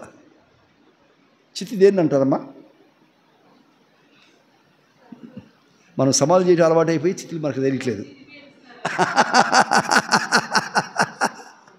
అవునా? అది చితి. చితి అంటే ఇప్పుడు చెప్పండి, ఇప్పుడు అర్థమైందా? అది చితి అంటే అది ఏంటది? శవం, డెడ్ బాడీని కాలుస్తారు కదా, దాన్ని చితి అంటారు. రైట్. ఇప్పుడు ఆ చితిని ఇక్కడ అన్నాడు, చితి సారకపు అన్నాడు ఇక్కడ, అంతే కదా? చితి సారకపు. అందుకే యెషయాలో ఏముంటుందంటే శ్మశాన చెట్టు అని ఉంటుంది. ఇది శ్మశాన చెట్టు అంటే చితి సారకపు అంటే చనిపోయిన వారిని తీసుకువెళ్ళడానికి ఉపయోగించేటువంటి కట్టే అంటున్నాడు. Yes, right. ఇప్పుడు దానితో ఏం చేయాలంట? ఓడ తయారు చేయాలంట. దానితో ఎందుకు చేయాలి? దేవదారుతో చేయొచ్చు కదా, లెబానోన్తో చేయొచ్చు కదా, టేకుతో చేయొచ్చు కదా, గంధం చెక్కతో చేయొచ్చు కదా, అవునా? ఎందుకు దేవుడు పర్టికులర్గా పోను వాడు చేసుకోబాబు అనొచ్చు కదా? ఏ తూటుకాడలతోనూ ఏ బొప్ప చెట్టుతో చేసుకునేవాడుగా, అవునా? బొప్ప చెట్టు కూడా చాలా స్ట్రాంగ్గా ఉంటుంది, గట్టిగా. మునగ చెట్టు వాటితో చేసుకునేవాడు కదా. ఇదే ఎందుకు చెప్పాడు? చితిసారకం రాను ఎందుకు చెప్పాడు? కారణం ఏంటంటే చితిసారకం రాను దాని క్యారెక్టర్ ఏంటంటే, ఒకటి ఆత్మీయంగా తర్వాత చూద్దాం. ముందు ఫిజికల్ క్యారెక్టర్ ఏంటంటే, అది నీళ్ళల్లో ఎంతకాలం ఉన్నా సరే చీకిపోకుండా, నాశనం అయిపోకుండా, పాడైపోకుండా ఎన్ని సంవత్సరాలు ఉన్నా అలాగే నీళ్ళలో పడి ఉంటుందంట. జనరల్గా ఈ ఓడలు తెప్పలు తయారు చేసేవాళ్ళందరూ కూడా ఈ చెక్కనే వాడతారు. అందుకని షిప్ బిల్డింగ్ చేసేవారందరూ కూడా వాడేది ఈ చెక్కనే. ఎందుకంటే అది నీళ్ళలో పడి చీకిపోకుండా, పాడైపోకుండా ఇది దృఢంగా నిలబడి ఉంటుంది. రెండో లక్షణం, ఒకటి నాశనం కాదు. రెండో క్యారెక్టర్ ఏంటంటే చితిసారు వారి యొక్క క్యారెక్టర్ రెండోది చాలా స్మూత్గా ఉంటుంది. ఇది నాశనము కాదు కదా అని చెప్పేసి కఠినంగా గట్టిగా కట్ చేస్తే రాకుండా ఉండేది కాదు. ఇది ఉండేది కాదు. ఎలా ఉంటుందంటే ఇది చాలా సాఫ్ట్గా ఉంటుంది. వడ్రంగి మేస్త్రి గారికి చాలా సులువుగా దాన్ని దేంతోనైనా సరే కట్ చేయడానికి రంపమ, ఊల, కత్త, కొడవల దేంతోనైనా చెక్కేయచ్చు ఆయన. అంత సాఫ్ట్గా మెత్తగా ఉండేటువంటి చెక్క ఇది. గమనించాలి ఇక్కడ. కనుకనే ఒకటి దృఢంగా నాశనం కాకుండా ఉంటుంది, రెండవది సులువుగా ఉంటుంది, స్మూత్గా ఉంటుంది, చెక్క సాఫ్ట్గా ఉంటుంది. కనుకనే ఇప్పుడు నోవహు సులువుగా, ఆయన వడ్రంగి మేస్త్రి కాదు కదా, కనుక వడ్రం పని తెలియనటువంటి వాడు. ఆయన ఇప్పుడు వడ్రం పని చేసి వాడని తయారు చేయాలంటే ఖచ్చితంగా ఆయనకి సులువైన పనే చెప్పాలా. అందుకనే ఈ చెక్కను వాడమని దేవుడు చెప్తా ఉన్నాడు. దేవునికి స్తోత్రం, హల్లెలూయా. ఒక్కోసారి మనం చాలాసార్లు ఏం చేస్తూ ఉంటామంటే, మన చదువు, ఆ చదువుకు మనం పొందిన మార్కులు, ఆ ఇంటర్వ్యూ ఎంత చేసాము అది, లేదా ఎంత కష్టపడ్డామో, లేదా రోజు పొద్దున్న కూలికి వెళ్ళాము, మనం మధ్యాహ్నం దాకా చేసి వచ్చాము. మనం దేనికి ఆశపడతామంటే, మనం పడిన ప్రయాసకు, చదివిన చదువుకు, తెచ్చుకున్న మార్కులకు, లేదా కూలికి వెళ్ళి పడిన కష్టానికి ఎక్కువ జీతం ఆశపడతాం మనం. అర్థమైంది మాట? ఇంకా పెద్ద ఉద్యోగం వస్తే బాగుండండి. నేను మొన్న ఒకసారి ఒక ఎవరు వస్తుంది అన్నాను, ఖాళీగా ఉండకపోతే ఏదైనా ఉద్యోగం చేసుకోవచ్చు కదా, చేయొచ్చు కదా అంటే, ఈ ఉద్యోగాలు ఏం చేస్తాం అయ్యగారు ఏంటంట, ఈ ఉద్యోగాలు ఏం చేస్తాం అయ్యగారు అన్నాడు. మరి ఏ ఉద్యోగం కావాలి బాబు? కలెక్టర్ ఉద్యోగం కావాలా, డాక్టర్ ఉద్యోగం కావాలా, ఇంజనీర్ ఉద్యోగం కావాలా? కలెక్టర్ అవుదాం అనుకుని చాలామంది కండక్టర్ కూడా కాలేకపోయారు కదా,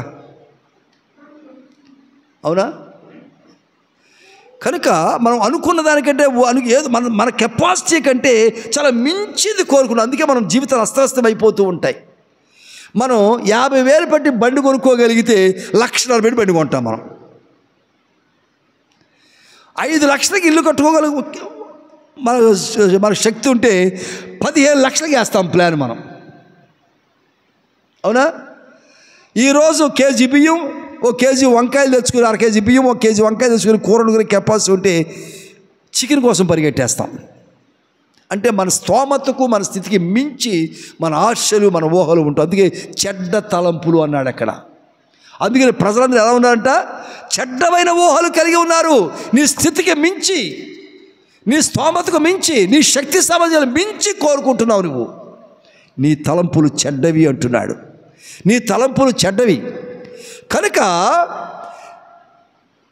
నోవహు ఓడ తయారు చేయడానికి కష్టపడిన అవసరం లేకుండా సులువుగా, అంటే ఏమనగలి మన ప్రభువా, నా చదువుకి, నా శక్తికి, నా జ్ఞానానికి నేను చేయగలిగిన పని నాకు దయచేయి ప్రభువా అని ప్రార్థన చేయాలమ్మా. అంతేగాని వాళ్ళు ఎవరో ఏదో పని చేశారని నాకు కూడా ఆ పని అయ్యి ప్రభువా, మనకు రాదా పని, నాకు రాదా పని. ఇప్పుడు కోతలు కొయ్యాలా? అవునా?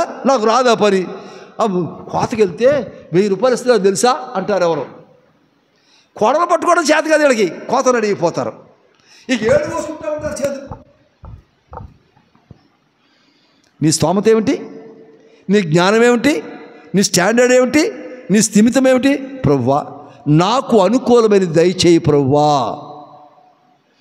ఏదైనా సరే ప్రార్థన చేసినప్పుడు నాకేది అవసరమో, నాకేది అనుకూలమో, నీ దృష్టికి అనుకూలమైంది నాకు దయచేయి ప్రభువా, నీ చిత్తాన్ని నా పట్ల నెరవేర్చు ప్రభువా. ఇది మనం చేయవలసిన ప్రార్థన. మనం డిమాండ్ చేసి, కమాండ్ చేసి, అది చేయి, ఇది చేయి అంటే నీ కెపాసిటీ ఏంటి? ఇప్పుడు డారియుష్కి మనం బండి ఇస్తామా? ఆ గేర్ బైక్, డాడీ వాడే బైక్ ఇద్దామా డారియుష్కి? అడుగుతాడు, నాకు డాడీ బండి కావాలి అడుగుతాడు, ఇస్తామా? ఇవ్వము. కానీ capacity, you will see the capacity. దేవుడు ఎప్పుడు కూడా నేను పరిశీలన చేసినప్పుడు ఆ సామర్థ్యం ఉంటే ఆ సామర్థ్యం గలవానిగా దేవుడిని చేయబోతా ఉన్నాడు. దేవునికి స్తోత్రం, హల్లెలూయా.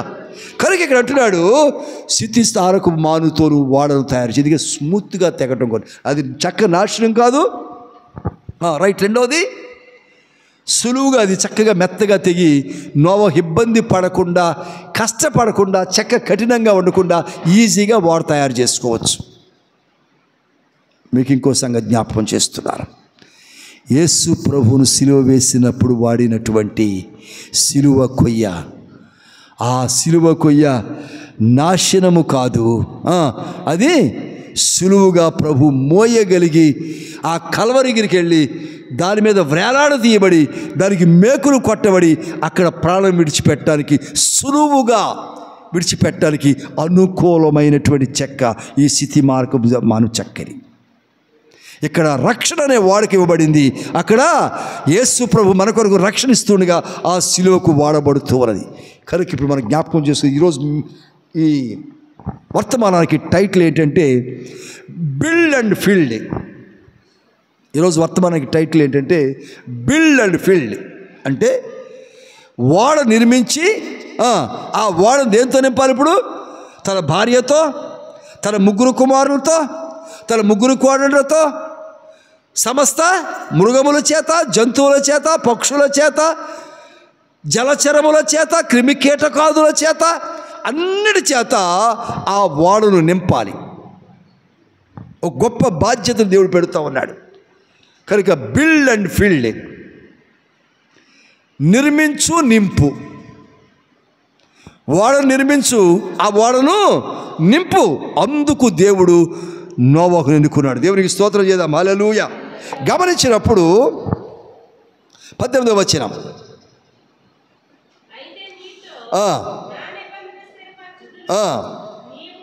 నీవును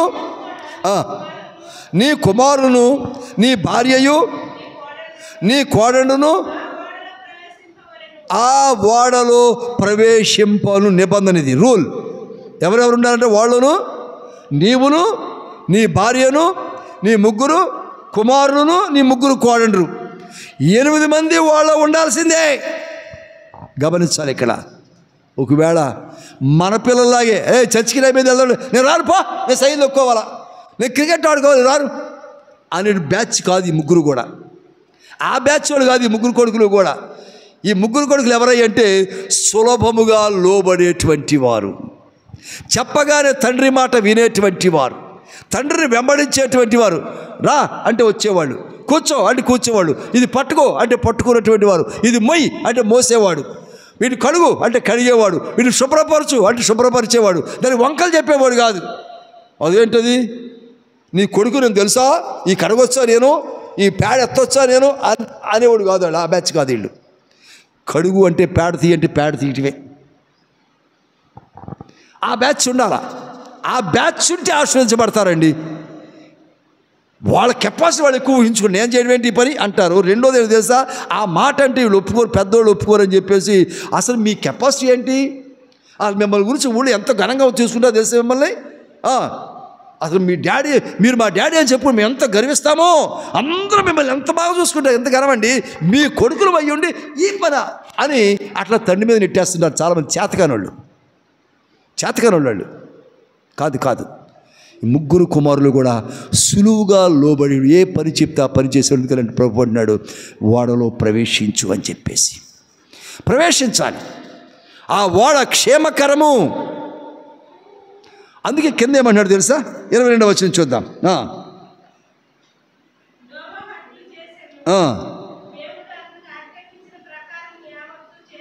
ఆమేన్. దేవునికి మహిమ కలుగును గాక. నోవహు అలాగే చేశాడు. ఎలా చేశాడు, దేవుడు ఏం చెప్పాడో అదే చేశాడు. ఎందుకంటే మనం చదువుకున్న భాగంలో అవి చెప్పండి, ఎందుకంటే చాలాసార్లు ధ్యానం చేస్తుంటే చెప్పాలి. కొలతలన్నీ ఇచ్చాడు. 1 మిల్లీమీటర్ కూడా కొలతలు అటు ఇటు వెళ్లకుండా అలాగే చేసుకొచ్చాడు. కారణం ఏంటో తెలుసా, తన భార్య, తన ముగ్గురు కుమారులు, కోడండ్రు కూడా నోవహును అనుసరించేటువంటి వారు. అందుకనే అంత పెద్దవాడు. ఎంత పెద్దవాడిది, టైటానిక్ కంటే పెద్దవాడు. ఎందుకంటే అన్ని రోజులకు సరిపడగా ఆహార నిల్వలతో పాటు, మంచినీళ్ళతో పాటు, నీళ్లతో పాటు, మరి పశువులు మృగాలు ఉన్నాయి కదా, వాటికి మేత, వాటికి నీళ్లు, ఇవన్నీ పెట్టాలని ఎంత పెద్ద ఓడ కావాలి. అంత పెద్ద ఓడను తయారు చేశాడు నోవహు. అంటే is not a technician, is not a engineer. ఓడ తయారు చేత కాదు, కానీ దేవుడు చెప్పగలిగి చేయటం ప్రారంభించాడు, చేశాడు. కారణం ఏంటో తెలుసా, భార్య బిడ్డలందరూ కూడా సహకరించినటువంటి వారికి వెంటనే ఇది అంటే దాన్ని అలాగే చేసుకెళ్ళారు తప్ప, ఇప్పుడు కాదు రేపు చేస్తాను, కాళ్ళు అవుతున్నాయి, నాకు చేతులు అవుతున్నాయి, రేపు చూద్దాంలే, తర్వాత నేనెందుకు చేయాలి, ఇట్లా చెప్పేవాడు కాదు. ఇంకోటి చెప్పాడు ఉన్నాడుగా, వీడింది చేయడు, ఇట్లా వంకలు పెట్టేవాడు కాదు. కనుకనే ఆ కుటుంబం యావత్తు కూడా రక్షించబడి, అంటే తండ్రి మాటకు జవదాటనటువంటి బిడ్డలుగా. అప్పుడు పెళ్ళైనా లేదా పిల్లలకి, కోడండ్రు కూడా ప్రవేశపెట్టమని అంటే పెళ్ళిళ్ళు అయినా లేవా, ముగ్గురికి పెళ్ళిళ్ళు అయిన తర్వాత వాడు నిర్మించాడు. అని ఇప్పుడు ఎంతమంది సహకరించినట్టు నోవాకి అమ్మా,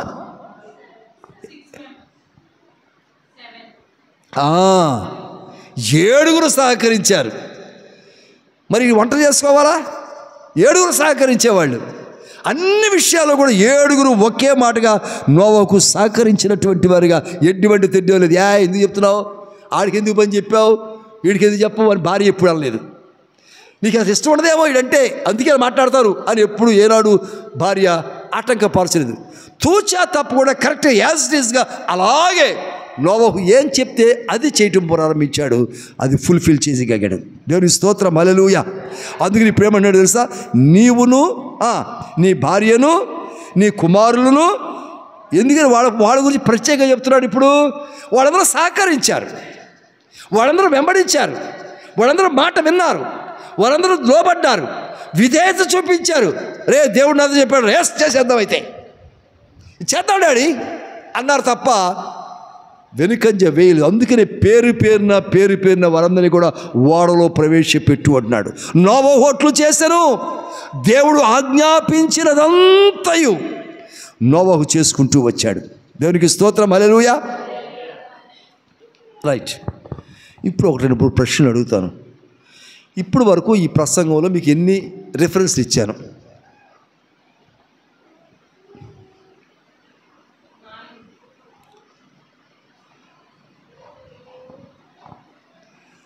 చూసారా, 10 నిమిషాలు కాలేదు మొదలెట్టి నేను, 10-20 రిఫరెన్స్ ఇవ్వలేదు నేను. తిరిగేసి బోర తిరుగుతున్నారు. అంటే ఆ రోజుల్లో నోవహు నోట్ చేసుకున్నాడు ఎక్కడన్నా, ట్యాబ్లో నోట్ చేశాడు నాన్న. ట్యాబ్ పేరేంటో సిస్టంలో నోట్ చేశాడా? ఏ కంప్యూటర్ నోట్ చేస్తున్నాడు? చెప్పిన కొలతలన్నీ చెప్పాలా? చెప్పిన కొలతలన్నీ కూడా జాగ్రత్తలు కూడా ఎక్కడ నోట్ చేసుకున్నాడు? ఏ పేజీలో, ఏ పేపర్ మీద, ఏ పుస్తకం, ఏ డైరీలో నోట్ చేశాడు? కనీసం చెప్పండి. అవునా? మరి ఎట్లా చేయగలిగాడు? ఆజ్ఞాపించింది అంతాను. వినేటప్పుడు జాగ్రత్తగా వింటే, దృష్టి పెట్టి వింటే, అవునా? మనం కొన్ని కబుర్లు వింటూ ఉంటాం, పనికి మాలిన కబుర్లు కొన్ని వింటూ ఉంటాం. అబ్బాయి జీవితకాలం అంతా మర్చిపోవట్ని. 20 సంవత్సరాల క్రితం మీరు అన్నావు కదా, ఎస్, పనికి మాలిన కొన్ని ఉంటే విషయాలు. మరి అవి అంతగా దృష్టి పెట్టి అవి గుర్తున్నప్పుడు జీవవాక్యం ఎందుకు గుర్తుండదు మనకి? దృష్టి పెట్టక మన చూపు అటు ఇటు వెళ్తుంది, మన మనసు అటు ఇటు పరుగులు పెడుతుంది, ఏదో వెతుక్కుంటుంది మన మనసు. వాక్యం వెతకుండా మరి ఏదో వెతుకుతుంది. అది నిద్ర కావచ్చు, కాళ్ళు లాగుతూ ఉండొచ్చు, కన్నురెప్పలు వాలిపోతూ ఉండొచ్చు, టైం అయిందో లేదో చూసుకుంటూ ఉండొచ్చు. ఈ గుమ్మంకి ఆ గుమ్మంకి ఎవరు వస్తారో ఎవరు వెళ్తారో చూస్తాం. ఏదో మొత్తం మీద డిస్టర్బెన్స్ అటు వెళ్తుంది మైండ్, ఇక ఉంటుందా. నోవహు కూడా అలాగే విని ఉంటే ఎక్కడో లోపం జరిగేది. నోవహు కూడా అలాగే విన్నట్టుగా ఉంటే ఎక్కడో ప్రమాదం. అంత పెద్ద టైటానిక్ వాడే మునిగిపోయిందండి. టెక్నికల్గా ఇంజనీర్స్, ఎక్స్పర్ట్ ఇంజనీర్స్ నిర్మించినటువంటి ఇనుముతో నిర్మించిన టైటానిక్ వాడ ప్రపంచం అది దాని గొప్పతనం చాటుదాం అనుకుంటే ముక్కలు అయిపోయి అందరూ చనిపోయారు దాంట్లో వారు. మరి దేంతో తయారు చేశారు? ఇది తేలికపాటి చెక్క ముక్కతో తయారు చేస్తే ఆ ఓడ అంత భయంకరమైన జలప్రళయంలో 40 దివారాత్రులు వస్తున్న జలప్రళయం తట్టుకొని నిలబడిందంటే, నీళ్లు ఎండిపోయేదాకా ఆగింది అంటే ఎందుకో తెలుసా? నోవహు అట్లు చేశాను. అట్లు తినే అట్లు కాదుండే, పొద్దున్న టిఫిన్ గుర్తొచ్చేస్తుంది కొంతమంది. కాదు. అట్లు అంటే అలాగూ చేశాను. ఎలాగూ? దేవుడు చెప్పిన, అందుకే అంటున్నాడు ఆయన, దేవుడు అతనికి ఆజ్ఞాపించిన ప్రకారము యావత్తు చేశాను. ఇప్పుడు అంటున్నాడు 7వ అధ్యాయం చూద్దాం. ఇప్పుడు ఈ తరము వారిలో నీవే నా ఎదుట నీతిమంతుడవైండుట చూచితిని కనుక నీవును నీ ఇంటి వారును వాడలో ప్రవేశించుడి. దేవుని స్తోత్రం చేద్దాం. హల్లెలూయా.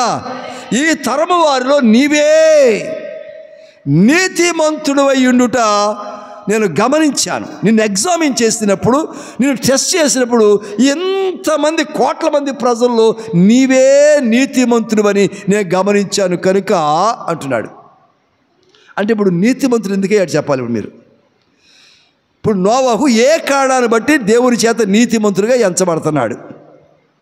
What is the reason behind it? అమ్మా చేశాడు, ఓకే, అదొకటేనా? ఇంకేమైనా ఇంకో కారణాన్ని ఇద్దామా? ఓకే, అది ముందే వచ్చేసింది మనకి. నీతిపోడు, నిందారహితుడు అన్నాడు. ఇప్పుడు వాడు అయిపోయిన తర్వాత కూడా మళ్ళీ దేవుడు చెప్తున్నాడు, వాడు నిర్మాణం జరిగిపోయాక కూడా నీవే నీతిపోడివి అంటున్నాడు. ఇప్పుడు ఇక్కడ కారణం ఏమై ఉండొచ్చు అంటే తన భార్య, బిడ్డలు, కోడళ్ళు కూడా అతనితో పాటు ఏకీభవింపచేసే నైపుణ్యము, అటువంటి నడిపింపు కలిగినటువంటి వాడు. అంటే తన బిడ్డలందరినీ కూడా అదే లైన్లో ఉంచాడు.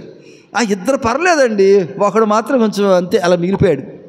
ఆ పెద్దోడు పర్లేదు కానీ ఆ చిన్నాడు కొంచెం పర్వాలేదు కానీ కాదు. టోటల్ 3 sons, 3 కోడళ్ళు కూడా అందరూ ఒకే రీతిగా ఏకీభవించినటువంటి వారు. అందుకు తన బిడ్డలు సైతం ఏకీభవింపజేశాడు కనుక ఇప్పుడు నీతిమంతుడిగా తీర్చబడుతున్నాడు నోవహు. దేవునికి మహిమ కలుగును గాక. అంటే తను నీతిమంతుడిగా మాత్రమే కాదు, తన బిడ్డలు కూడా ఏకీభవింపచేసినటువంటి వారు దేవుని దృష్టిలో నీతిమంతులు అవుతారు. అందుకని అబ్రాహాము ఏమయ్యాడంట? అతడు ప్రభువును నమ్మెను, అతని సంతానము ఆకాశపు నక్షత్రం వలె చేయబడుతుంది, అది అతనికి నీతిగా ఎంచబడిను. తన సంతానం అంతటిని కూడా దేవుని అనుసరించేవారుగా, విశ్వాసులుగా విశ్వాసులు అందుకే విశ్వాసులకు తండ్రి. సో అప్పుడు నీతిమంతులు అవ్వటానికి కారణం ఏంటంటే వారి నెక్స్ట్ తరం వారు ఏం చేయాలంటే వారిని అనుసరించేవారుగా, వెంబడించేటువంటి వారుగా ఉండాలి. వెంబడించేటువంటి వారుగా ఉండాలి. నీతిని అనుసరించాలి, ప్రభువును అనుసరించాలి, ప్రభు అడుగుజాడలు నడవాలి. వారు మందిరానికి రావాలి, మందిర పరిచర్య చెయ్యాలి, మందిరంలో ఉండాలి, సేవకుల దగ్గర ఉండాలి, పరిచర్య చెయ్యాలి. ఎవరైతే అలా అనుసరించినటువంటి వారుగా ఉన్నారో వారు దేవుని చేత నీతిమంతులుగా తీర్చబడుతూ ఉన్నారు. దేవునికి స్తోత్రం, హల్లెలూయా. నోవాకున్న కొన్ని లక్షణాలు చెప్తాను ఇప్పుడు మీకు. నేను నోవాకు ఇటువంటి లక్షణాలు ఉన్నాయి ఎందువల్ల నీతిమంతులుగా తీర్చబడు. రెండు విషయాలు చూసాం. ఒకటి ఒబీడియన్స్, లోబడి ఉండేటువంటి తత్వాన్ని బట్టి నోవాకు నీతిమంతుడయ్యాడు. రెండవది ట్రస్ట్, ప్రభువుని నమ్మాడు. ఇంత వాడేందుకు ప్రభువా, ఇంత వాడే చేయలేనేమో ప్రభువా, ఇంకెవరు కూలీలు ఇద్దరు పంపించు ప్రభువా అని అల్లా కదా. చెయ్యి అంటే అలాగే దేవుడు నమ్మాడు. జలప్రళయం వస్తుంది నమ్మాడు, అందరూ చనిపోతారు నమ్మాడు, నీ కుటుంబం బ్రతుకుతుంది నమ్మాడు, వాడు తయారు చేయి నమ్మి చేశాడు. కనుక దేవుడిని నమ్మినటువంటి వాడిగా ఒకటి విధేయుడిగా ఉన్నాడు, రెండవది నమ్మినటువంటి వాడిగా ఉన్నాడు. మూడవది గమనించినప్పుడు తన చుట్టూ ప్రజలు మార్గం తప్పిపోయి తప్పుడు ఆలోచన కలిగిన వారు, కానీ అంతమందిలో కూడా నోవహు ఎలా ఉన్నాడు? నీతిని అనుసరించినటువంటి వాడిగానే ఉన్నాడు. తన చుట్టూ వాతావరణం చెడిపోయింది, పొల్యూట్ అయిపోయింది, రకరకాలుగా బ్రతుకుతున్నారు వారు, రకరకాల అన్యాయస్తులుగా ఉంటున్నారు, రకరకాల పాపాలు చేసేటువంటి వారిగా ఉన్నారు. కానీ నోవహు ఎంత మాత్రము కూడా దేనికి లోబడకుండా నీతిని అనుసరించినటువంటి వాడిగా నోవహు ఉంటున్నాడు. తర్వాతగా గమనించినప్పుడు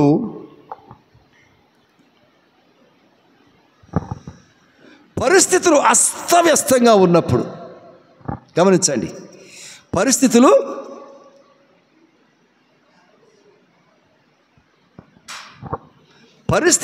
అస్తవ్యస్తంగా ఉన్నప్పుడు, ఏ పరిస్థితి అనుకూలంగా లేనప్పుడు, అన్నీ ఎగురుదిగుడుగా ఉంటున్నప్పుడు, అన్నీ వ్యతిరేకతలే, ఏది కలిసి రావట్లేదు, ఏది మనకి నచ్చినట్టు ఉండలేదు, ఎక్కడ ఏది పట్టుకుందంటే అది మసి అయిపోతుంది, ఏది మనకి అనుకూలంగా ఉండటం లేదు. అలాంటి పరిస్థితుల్లో కూడా, అలాంటి వ్యతిరేకమైన ఆయాస్కరమైన పరిస్థితుల్లో కూడా ప్రభు యందు నిరీక్షణ ఉంచినటువంటి వాడిగా నోవహును చూస్తాం మనం. ప్రజలందరూ కూడా ఏం చేస్తున్నారు? పిచ్చోడా, ఎవడరా నీకు చెప్పింది? జలప్రళయం వస్తుందా? ప్రపంచంలో మునిగిపోద్దా? మేమందరం చచ్చిపోతామా అని చెప్పి ఎగతాళి చేశారు. అంత మాత్రం చేత నిర్మించడం మానేశాడా? లేదు కదా. ఎవరో సహకరించలేదు, మానలేదు కదా. అందరూ వ్యతిరేకించారు, మానలేదు కదా. ఎగతాళి చేసి పైగా వ్యతిరేకించి సహకరించడం మానేసినా సరే, అలానే జలప్రళయం వచ్చి 40 రేయింబవళ్ళు వర్షం కుమ్మరించబడతా ఉంటే కూడా ఎక్కడ తన విశ్వాసాన్ని సడలనివ్వలేదు. నిరీక్షణ కలిగినటువంటి వాడికి ఎదురు చూస్తూ ఉన్నాడు. అన్ని వ్యతిరేకతలే. ఆ ఓళ్ళలో ఆహార పదార్థాలు అయిపోతున్నాయి, రోజు తరిగిపోతున్నాయి.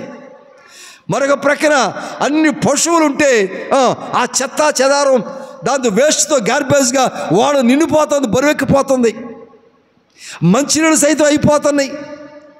ఏదో దేవుడు చెప్పాడు రోజులని, ఎన్ని రోజులు కారుతుందో, నీళ్ళు ఎన్ని రోజులు తగ్గుతాయో, ఇన్ని పశువులు ఎలా పోషించాలో ఏమిటో అంతు పట్టక ఉన్న పరిస్థితుల్లో కూడా ఎంత మాత్రము విశ్వాసము సడలివ్వక అదే పట్టుదల, అదే నిరీక్షణ, దేవుని మీద అదే గురి పెట్టుకొని అలాగే ఉన్నటువంటి వాడిగా హోప్ ఇన్ అన్సర్టనిటీ. మనకేది ఒక నిర్ధారణ లేదు, అక్కడ ఒక రుజువు లేదు, ఒక మార్గం లేదు. అమ్మ రేపు పొద్దున 10 నీ సాయం చేస్తాను లేదు, అక్కడ లేదు. అమ్మ రేపు మధ్యాహ్నం కల్లా అన్నవాళ్ళు లేరు, నీకు కావాల్సిన కలప నేను తెచ్చిస్తానన్న వాళ్ళు లేరు, నీకు పూట భోజనం పంపిస్తానన్న వాళ్ళు లేరు.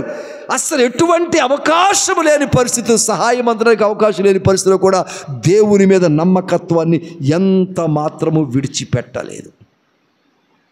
మనమైతే ఎంత బెంగపెట్టుకుంటామో మనం. ఒక గంట చూస్తావు, 2 గంటలు చూస్తావు, పూట చూస్తావు, అంతే. ఇక తనే ప్రార్థన లేదు, ఏమి లేదా? కాదు కాదు కాదు. దేవుడు కార్యం ఆఖరి నిమిషం దేవుడు కార్యం జరిగిస్తాడు. ఎప్పుడు చేస్తాడు చెప్పండి? దేవుడు ఆఖరు సెకండ్లో, ఆఖరు గడిలో దేవుడు కార్యం చేస్తాడు. అప్పటి వరకు నువ్వు నిరీక్షణ కలిగి ఉండాలా. మధ్యలో చేస్తే దేవుడు గొప్పతనం ఏముందండి? నీ విశ్వాసం ఎందుకు అవుతావు? కాదు కాదు కాదు. ఆఖరి నిమిషం వరకు దేవుడు ఆగుతాడు, వెయిట్ చేస్తాడు. నువ్వెంత విశ్వాసంతో ఉన్నావు, ఎంత నిరీక్షణ కలిగి ఉన్నావో, ఎంత నమ్మకంగా ఉంటున్నావో. ప్రభువుని తోలనాడకుండా వారు ఇశ్రాయేలు అంటే సణుక్కున్నారంట కదా. ఇశ్రాయేలు అడవిలోంచి సణుక్కున్నారు, గొణుక్కున్నారు. అందుకని వారికి శిక్ష పంపించాడు దేవుడు. మనమైతే ఖచ్చితమైన పట్టుదలగా ఎదురు చూసేటువంటి నిరీక్షణ కలిగినటువంటి వారంగా ఉండాలి. తర్వాత గమనించినప్పుడు లిజనర్, దేవుని ప్రతి మాటను కూడా జాగ్రత్తగా వినటువంటి వాడు. కాబట్టే అలాగూ చేశాను. ఒక ఓడ నిర్మించే చిన్న పొరపాటు జరుగుంటే ఓడ మొత్తం మునిగిపోయేది. కనుక గుడ్ లిజనర్, దేవుని మాట వినటానికి చాలా మంచి ఆతృత, ఆసక్తి కలిగినటువంటి వాడిగా మనం చూస్తూ ఉన్నాం. కనుక గమనించినప్పుడు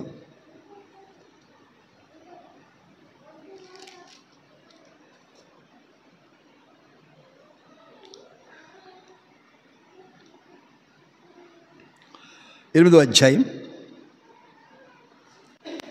20వ వచనం చూద్దాం ఇప్పుడు మనం.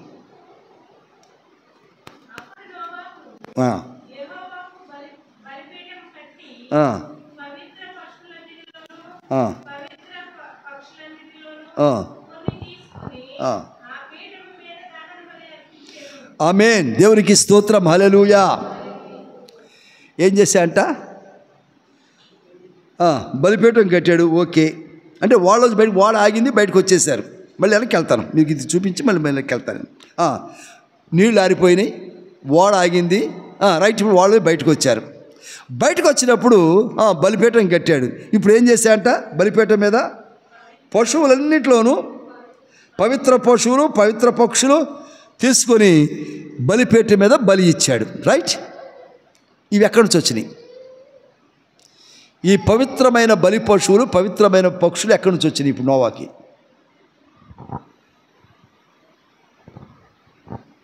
అంత గమ్మైపోయారండి. అమ్మా, వాళ్ళ ఉన్నాయి కదా, వాడలోనే ఉన్నాయండి.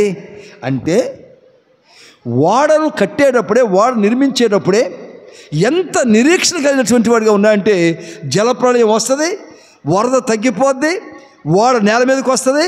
అప్పుడు నా దేవునికి నేను కృతజ్ఞత చెల్లించాలి అనే ఉద్దేశంతో ముందుగానే ఆ పశువులను, ఆ పక్షులను ఓడలో చేర్చుకొని వాటిని చాలా పవిత్రంగా చేసుకుంటూ వచ్చాడు ఇంతకాలం కూడా. దేవుని స్తోత్రం చేద్దాం, హల్లెలూయా.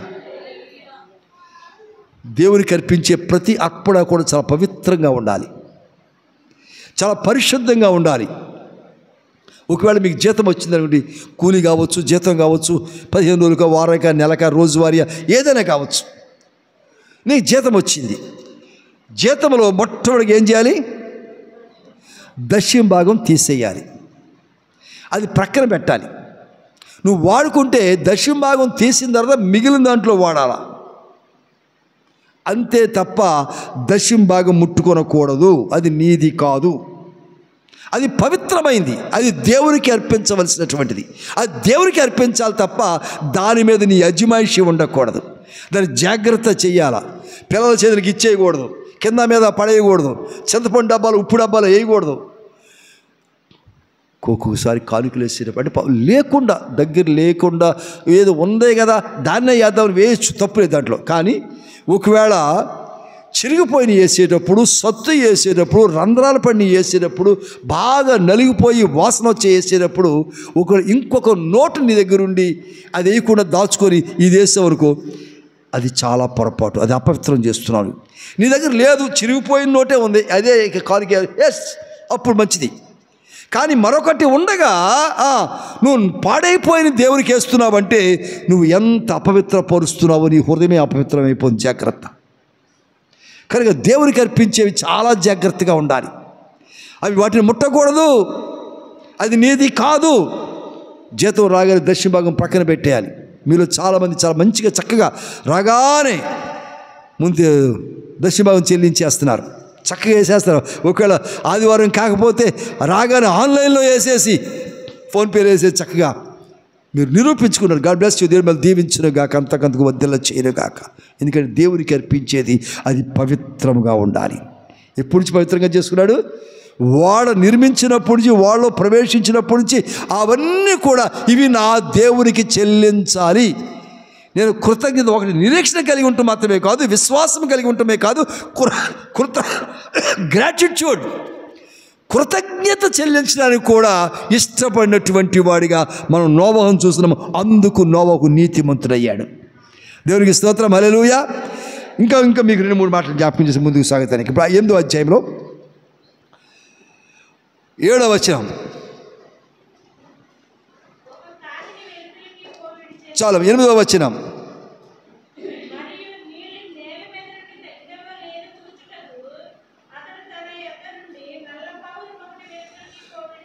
పదవ వచనం,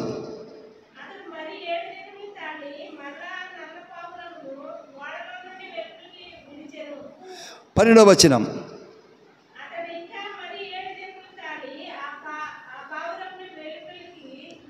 ఆమేన్. దేవునికి స్తోత్రం. చాలనా. తాళి అనే మాట చూస్తున్నాం. తాళి అంటే మెళ్ళో కట్టుకుని పెళ్లిలో కట్టి మంగళసూత్రాలు కాదు, ఆ తాళి కాదు ఇది. ఆ తాళి గురించి ఆలోచించకండి. ఏంటంటే తాళి అంటే వెయిట్ చేసి, నిరీక్షణ, ఎదురు చూచి కదా, ఎదురు చూచి, ఆగి, అవకాశం కొరకు, సమయం కొరకు ఎదురు చూచి. రైట్.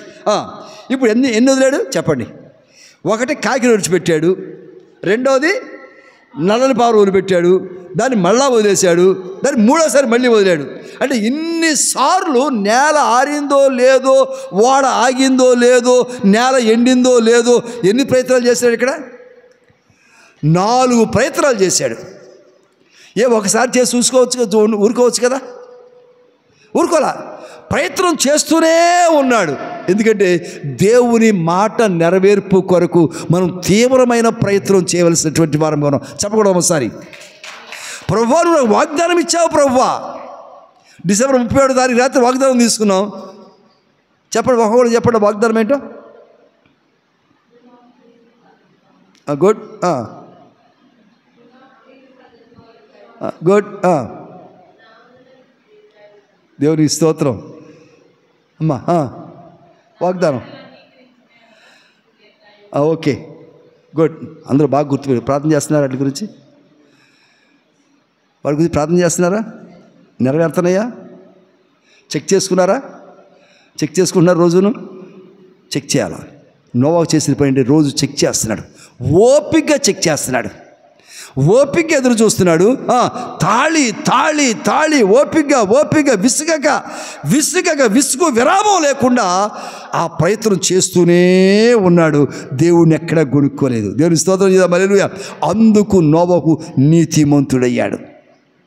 దేవుని మాట నెరవేర్పు కొరకు ప్రతిరోజు ఎదురు చూస్తున్నటువంటి వాడిగా ఉన్నాడు కనుక, దేవుని యొక్క వాగ్దానం నెరవేర్చడం కొరకు రోజు ఎదురు చూచేవాడిగా ఉన్నాడు కనుక నోవహు నీతిమంతుడిగా దేవుని చేత తీర్చబడుతూ ఉన్నాడు. ఇప్పుడు ఆ ఆఖరణ వచ్చిన పావురం, మూడోసారి వచ్చిన పావురం ఏం తెచ్చిందంట? ఏం తెచ్చింది నోటితోటి? ఒలీవ కొమ్మ యొక్క ఆకే ఉంది అక్కడ, చూడండి ఒకసారి. త్రుంచబడిన ఒలీవ చెట్టు ఆకు దాని నోట నుండేను. 11వ వచనం కదా. ఎస్, ఏంటది? ఒలీవ తీసుకురాకపోతే పుదీనా తీసుకురావచ్చు కదా, లేదా మామిడి చిగురు తీసుకురావచ్చు కదా. ఎందుకు ఒలీవ ఆకుని తీసుకొచ్చిందంటే, ఒలీవ ఆకు దేనికి సాదృశ్యం అంటే, నెంబర్ 1 నిరీక్షణకు సాదృశ్యం.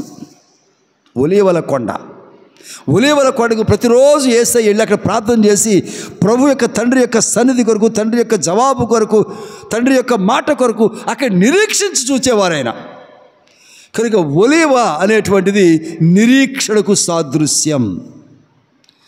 ఆకు దేనికి సాదృశ్యంగా ఉంటే, రీజనరేట్, తిరిగి పొందుకోవటం కొరకు, తిరిగి బ్రతకడం, తిరిగి చిగురించడం కొరకు సాదృశ్యం ఒలీవ ఆకు. ఎందుకంటే ఒలీవ ఆకు తుంచగానే మరలా అక్కడ చిగురు వస్తుంది. ఒలీవ ఆకు తుంచగానే మళ్ళీ అక్కడ ఏమొస్తుంది? ఆ కడుపులోంచి మళ్ళా చిగురు వచ్చి అక్కడ ఆకులు వస్తూ ఉంటాయి. కనుక అది చిగురుకు సాదృశ్యం ఆకు. అంటే దేవుని మాట కొరకు నువ్వు నిరీక్షణ కలిగి ఎదురు చూస్తే నువ్వేం చూస్తావు అన్నమాట? చిగురు అనే ఆశీర్వాదం నీలో చిగురింపజేస్తాడు ఆయన. చెప్పకూడదు ఒకసారి. దేవునికి స్తోత్రం, హల్లెలూయా. చిగురు అనేటువంటి ఆశీర్వాదాన్ని నీలో చిగురింపచేస్తాడు. ఎప్పుడో తెలుసా? ఎప్పుడంటే వాడు ఎక్కడ ఆగింది? అరారాతు కోడ మీద ఆగింది. అరారాతు అంటే ఆ మాటకు అర్థం ఏంటంటే కర్స్ కన్వర్టెడ్ ఇంటూ బ్లెస్సింగ్. శాపము ఆశీర్వాదముగా మలచబడుట. చెప్పకూడదు ఒకసారి. దేవునికి స్తోత్రం, హల్లెలూయా. కర్స్ కన్వర్టెడ్, శాపగ్రస్తులు ఆశీర్వాదంగా మలచబడాలి. కుంటివారు నడవాలి, గుడ్డివారు చూడాలి, క్షయవ్యాధి గారు బాగుపడిపోవాలి, కుష్టివారు బాగుపడాలి, గుండె పగిలిపోయిన వారు బాగుపడాలి. మార్పు రావాలి ఆశీర్వాదములో. మార్పు రావాలి. నీ శాపమంతా తీరిపోయి ఇప్పుడు దాకా పాపము చేత లోకమంతా నింపబడి ఉంది. ఇప్పుడు చిగురించి ఆశీర్వాదములు రాబోతున్నాయి వారి మీదకి. దేవునికి స్తోత్రం చేద్దాం, హల్లెలూయా. అందుకని ఇప్పుడు నోవాహు క్రొత్త జీవితాన్ని ప్రారంభించబోతూ ఉన్నాడు. ఇప్పుడు క్రొత్త జనాంగం నోవాహు నుంచి రాబోతూ ఉన్నారు. ఇప్పుడు న్యూ పాపులేషన్, న్యూ జనరేషన్స్ ఇప్పుడు నోవాహులోంచి రాబోతుంటే ఆదాములో నుంచి వచ్చినటువంటి శాపమంతా ఈ వరదల్లో కొట్టుకుపోయి ఎక్కడ కొట్టుకుపోయి చెప్పండి. ఇప్పుడు ఈ వరదల్లో కొట్టుకుపోయి అందుకే చాలామంది వెళ్ళి కొన్ని లక్షల మంది, కోట్ల మంది వెళ్ళి మునిగి ఎక్కడ ఈ కాన్సెప్ట్ ఎక్కడంటే ఇక్కడదే. దాంట్లో మునిగితే పాపాలు పోతాయి కాన్సెప్ట్ ఇక్కడది. అది అడాప్ట్ చేసుకొని రకరకాలుగా దాన్ని ఏవో చేసేస్తున్నారు. అందుకనే యేసుక్రీస్తు ప్రభువు గారు కూడా యోర్దాను నదిలోనికి వెళ్ళి మునిగి నిత్య జీవం అనబడినటువంటి బాప్తిసం తీసుకొని ఆయన వెలుపటికి వచ్చినందుకే ఈయన యందు నేను బహుగా ఆనందించుచున్నాను, ఈయన నా ప్రియ కుమారుడు. దేవునికి స్తోత్రం, హల్లెలూయా. కనుక ఈ 40 రోజుల వరదల్లో భూమి మీద పేరుకుపోయిన ప్రతి పాపము కూడా తీసివేయబడి కడగబడి శుద్ధీకరించబడి నోవహు ద్వారా నూతనమైన ఆశీర్వాదము ప్రారంభం కాబోతా ఉంది. దేవునికి స్తోత్రం, హల్లెలూయా. కనుక అంటున్నాడు నోవహు పాత జీవితం గడిచిపోయి ఇప్పుడు నూతన సంస్కృతి, నూతన సమయం, నూతనమైన ఆశీర్వాదం. ఓ పాతవి గతించను, సమస్తము నూతనమాయను. కానీ ఇప్పుడు ఏం చేస్తారంటే నోవహు గారు 9వ అధ్యాయం 1వ వచనం చూద్దాం.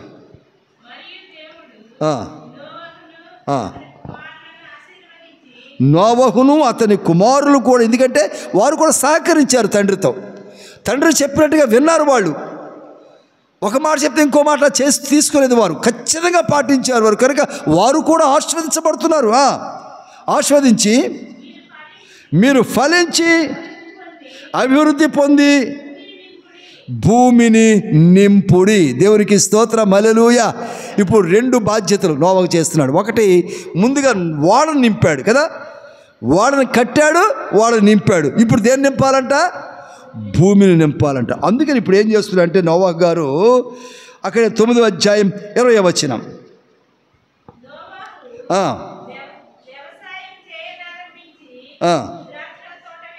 ఆమేన్.